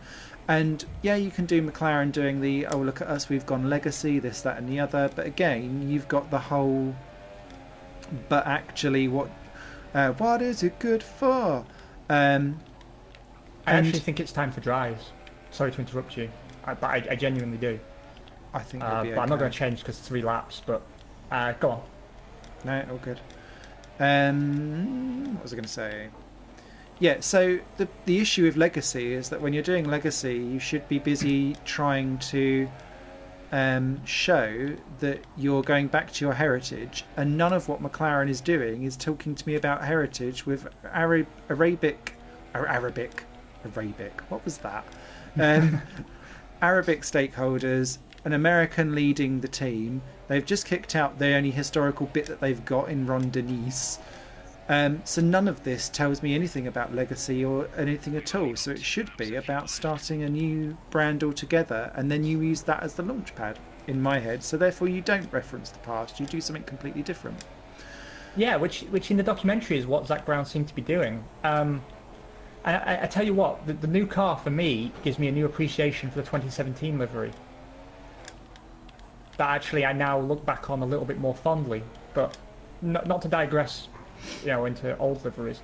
The thing about the article, though, that sort of tied it all together was saying that it just doesn't feel like McLaren. No, it doesn't. Because McLaren have always done their own thing, and they've always been precise in everything, and it sort of feels a bit slapdash and a bit, I don't know. And actually, the guy who wrote, I think it was the guy who wrote the article. It could be someone who was referencing the article. Apparently he's quite well known, whoever this guy is, and I'm sorry, again, I need to remember my sources, but he posted on Twitter that he'd been talking about having an interview at a Formula 1 team, and he wasn't able to name them, but now he feels able to name them because of this article, whether he'd written it, or he had to wait for legal clearance to write it, or that he'd seen someone else saying the same thing and felt it was okay to say publicly. But he said that his interview at McLaren basically came down to how good are you at Photoshop, and for a team that is supposed to be cutting edge, everything engineered to within an inch of its life, and nothing but the best will do. He said he felt like it was a very slapdash approach to recruitment, and that they wouldn't be getting the best people. And I found that very interesting as well. And I saw some shots of the pit crew doing some pit stops, and I don't know if you've seen, but the pit crew uniforms are not uniform. They've gone for 2 conflicting styles, like they've done with the team wear. So some of the guys are in full orange overalls with black piping, and some are in black overalls with orange piping. And I can't tell if I like it or not, but it looks unusual, and just something about it all seems incoherent. Sure. And it doesn't feel... This is not your mama's McLaren. It just doesn't feel McLaren-y. McLaren have always... Sometimes they've been boring, and we've criticised them for that. But they've always had a confidence in themselves, like, we know what to do. It was a prestigious brand that was hyper detail focused, and they've always done their own thing regardless of what their fans say. And the fans have loved them for it regardless. So I don't see what they've gained by caving like this, and I think it's compromised a lot in the team. But then I would also say that this is probably one of the times in their life where actually, at what point does being so up your own anus in the way how you deal with things actually now starting to trip you up because you're almost seen as too big for your boots? And at what point do you then start going, right, well, we'll cut our losses and look differently as an organisation, because actually, financially, we can't keep hemorrhaging money like this everywhere. But also, at what point is it now that this is no longer a Ron team? And is this the first year of complete de-Ronning, I guess, as well? Because that would take a while to get... Because it would take a while to get out the system. And I'll reference the pretty amazing... not amazing, interesting look in the McLaren documentary Grand Prix Driver, which helpfully is entitled Season 1, which makes me think that there is going to be a couple of episodes later on as a Season 2. I would hope so. Better be. I really enjoyed that. What was I going to say? Yeah, so in that, there was lots of different characters that popped out, and one that really popped out to me was the media guy, who you could see was old school McLaren, because he'd been there 30 years. He was there ready to tell Van Dorn within an inch of his life what he should say a million different times over. Alonso comes in, whatevers, and he's like, oh, okay, well, you don't need any media coverage. But he seemed to be like the changing of the guard and the dawn going, because he's gone now. And you kind of think, now we're all going to be on Twitter doing social yahoos and cheeky memes with Lotus and Force India. And to me, it's what is your character and who do you then become as a future? And I think McLaren as a whole don't know what that is. And the livery, I love the livery, but that is a byproduct of that, as is what they're doing with the car, as is going for a Renault engine, as is not knowing quite what to do with Van Dorn, Lando Norris, Alonso, and letting Alonso be bigger than the team. It just seems to me. Yeah, it just seems to me like they're in a rush to get a quick result without actually taking the time to rebuild the team to a more sustainable level of success. Yeah. And I agree with what you were saying, because we've said it ourselves, like, they can't just live on the past and they have to take a new approach. But I think there's a middle ground, and they've gone too far the other way for me. But let me get your opinion on the chassis. What do you reckon on a technical level? I think it's looking quite nifty, actually. I really like what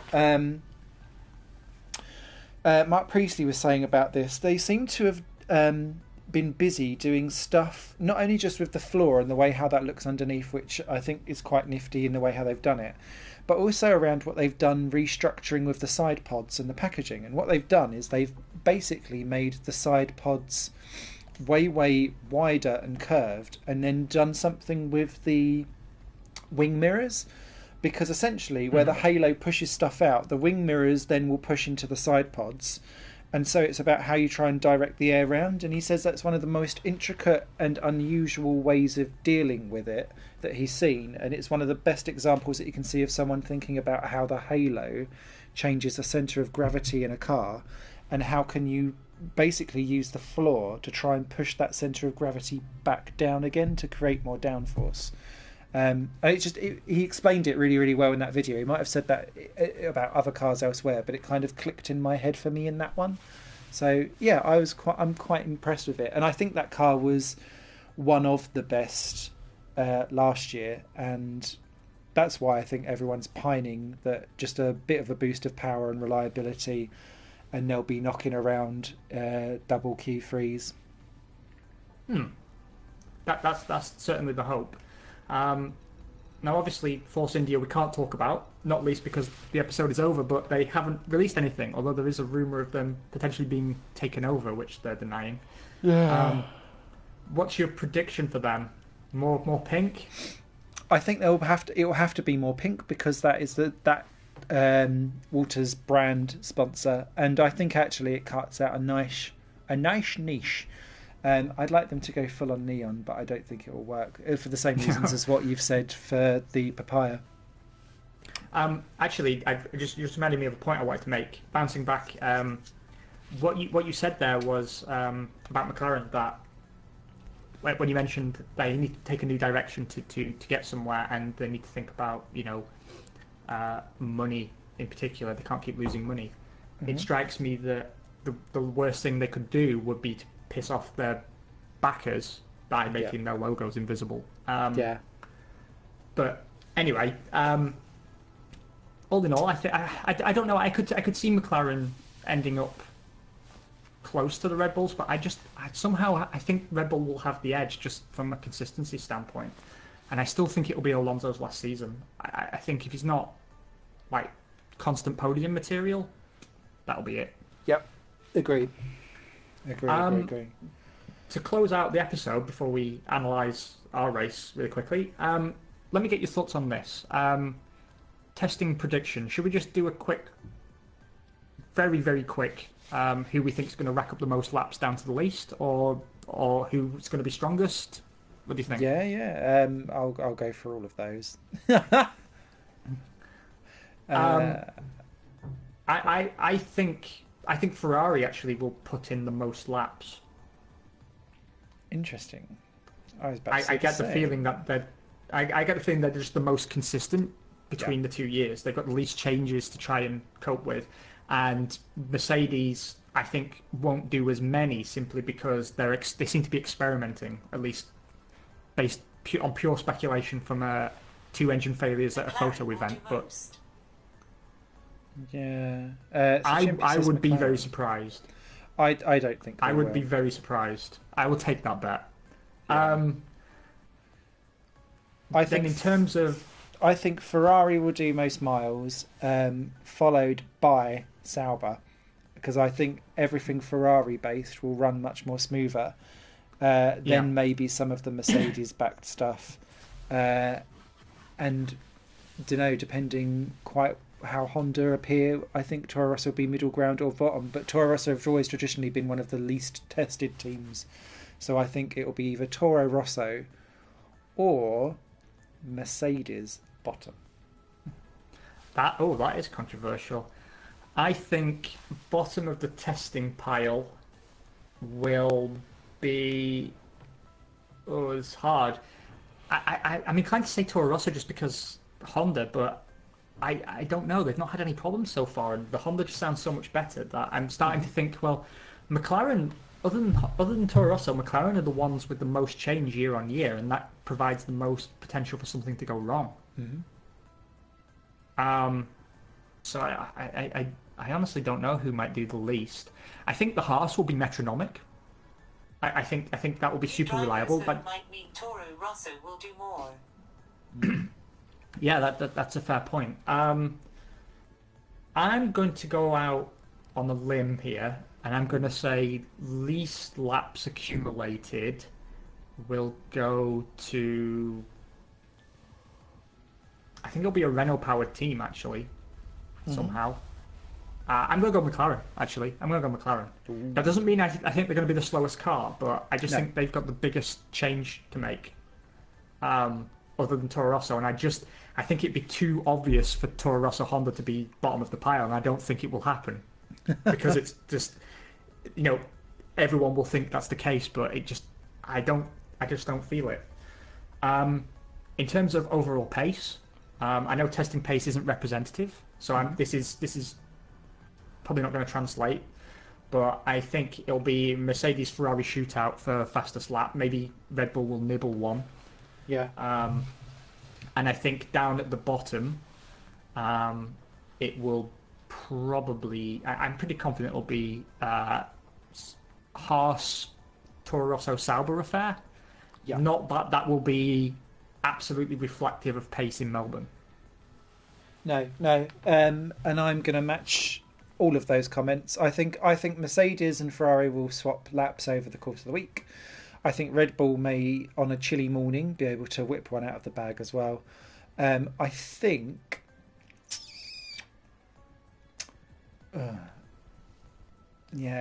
I think it will be Haas or Toro Rosso or Sauber at the bottom. I can't, for the life of me, decide on the order. We'll have to do the one that we do just before Melbourne, We'll have to do like a ranking system and Yeah. see where we're going to go and see how horrible we do. Yeah, that's actually the plan. We should mention that. There will be no 2-week wait this time because Mr. Simon will not be available in our normal time slot, and it gives us a chance to get together and review the first week of testing, which I think is good actually. That we can come together, and that will also be our Melbourne prediction episode. Mm-hmm. Yeah. Anywho, a pleasure as always, sir. Can we just congratulate you on last to fourth? Thank you. Well, 15th to 4th, but yes. You was last at one point, though. Oh, yeah. Oh, I was. You're right. Yeah, last to 4th. Yeah. You were right, with a pit stop for a wing. Yeah, thank you. I'm really happy with how that turned out, actually. I also snatched the fastest lap. You did. You did pretty damn decent, sir. So top of the morning to you, and top of the tyre wear to you as well, because your tyre wear, in keeping there, was more than half the wear of what I was doing. I know I'm aggressive in the rain, but yeah, you was kicking it. I was annoyed with myself. The only reason why I've got 10th was because I put Ocon in the wall by accident when I was overtaking him, and then he decided to not pit for a new front wing and just hold everyone up at 5 seconds a lap slower, which was great. I am encouraged though, because you're only a point behind the Bottas. Yes. And in general, our pace is so. Thank you. You corrected me. You're right. And the our relative pace has been really close all season, but I've picked up this habit that I've never had in previous seasons of binning it arbitrarily. And so the result between us could swing back very, very, very quickly and very easily. And I think you and I could, by the end of the year, be fighting for that 4th position in the drivers. We may even, depending on how, because we've been winning races, we may even find ourselves in a 4th, 5th scenario, depending on how Bottas plays out. And that would definitely be our best season to date. Constructors, I think we're killing it in 3rd. Yeah. I've got. We won't catch the 2 above, but we are rinsing Red Bull livid. Yeah. So I think we can call that a relative success. I feel a bit bad for you because you really should have been higher than 10th, I think, but it was just bad luck with the tyre cycle. Yeah. Still though, I'm sure we will still be paper thin close by the end of the season, which is making it very enjoyable for me. That's Malaysia next for the final time in a F1 season. I do like Japan. Yes, I love that circuit. So we should look forward to that next week along. Yeah. Pleasure as always, sir. Yep, thank you everyone for joining. Delightful to have you all in the comments. There was 2 Jameses, a Chimpy and an Elias. I'm just scrolling through. Was there anyone else? No one else that made a comment, but we were up to more than that watching. Thanks for joining us. Do stay tuned on Failcast FM, and don't forget to catch Definitely Zero over on YouTube and Twitch when he gets stuff. And he's not being taken away by an ambulance. That sounds horrific. Yeah, it happens every time, doesn't it? At the start or end of the episode. Exactly. Someone has an accident. Oh dear. So, yeah, from the 2 testicles, you guys take care. Bye for now. Take care. Bye.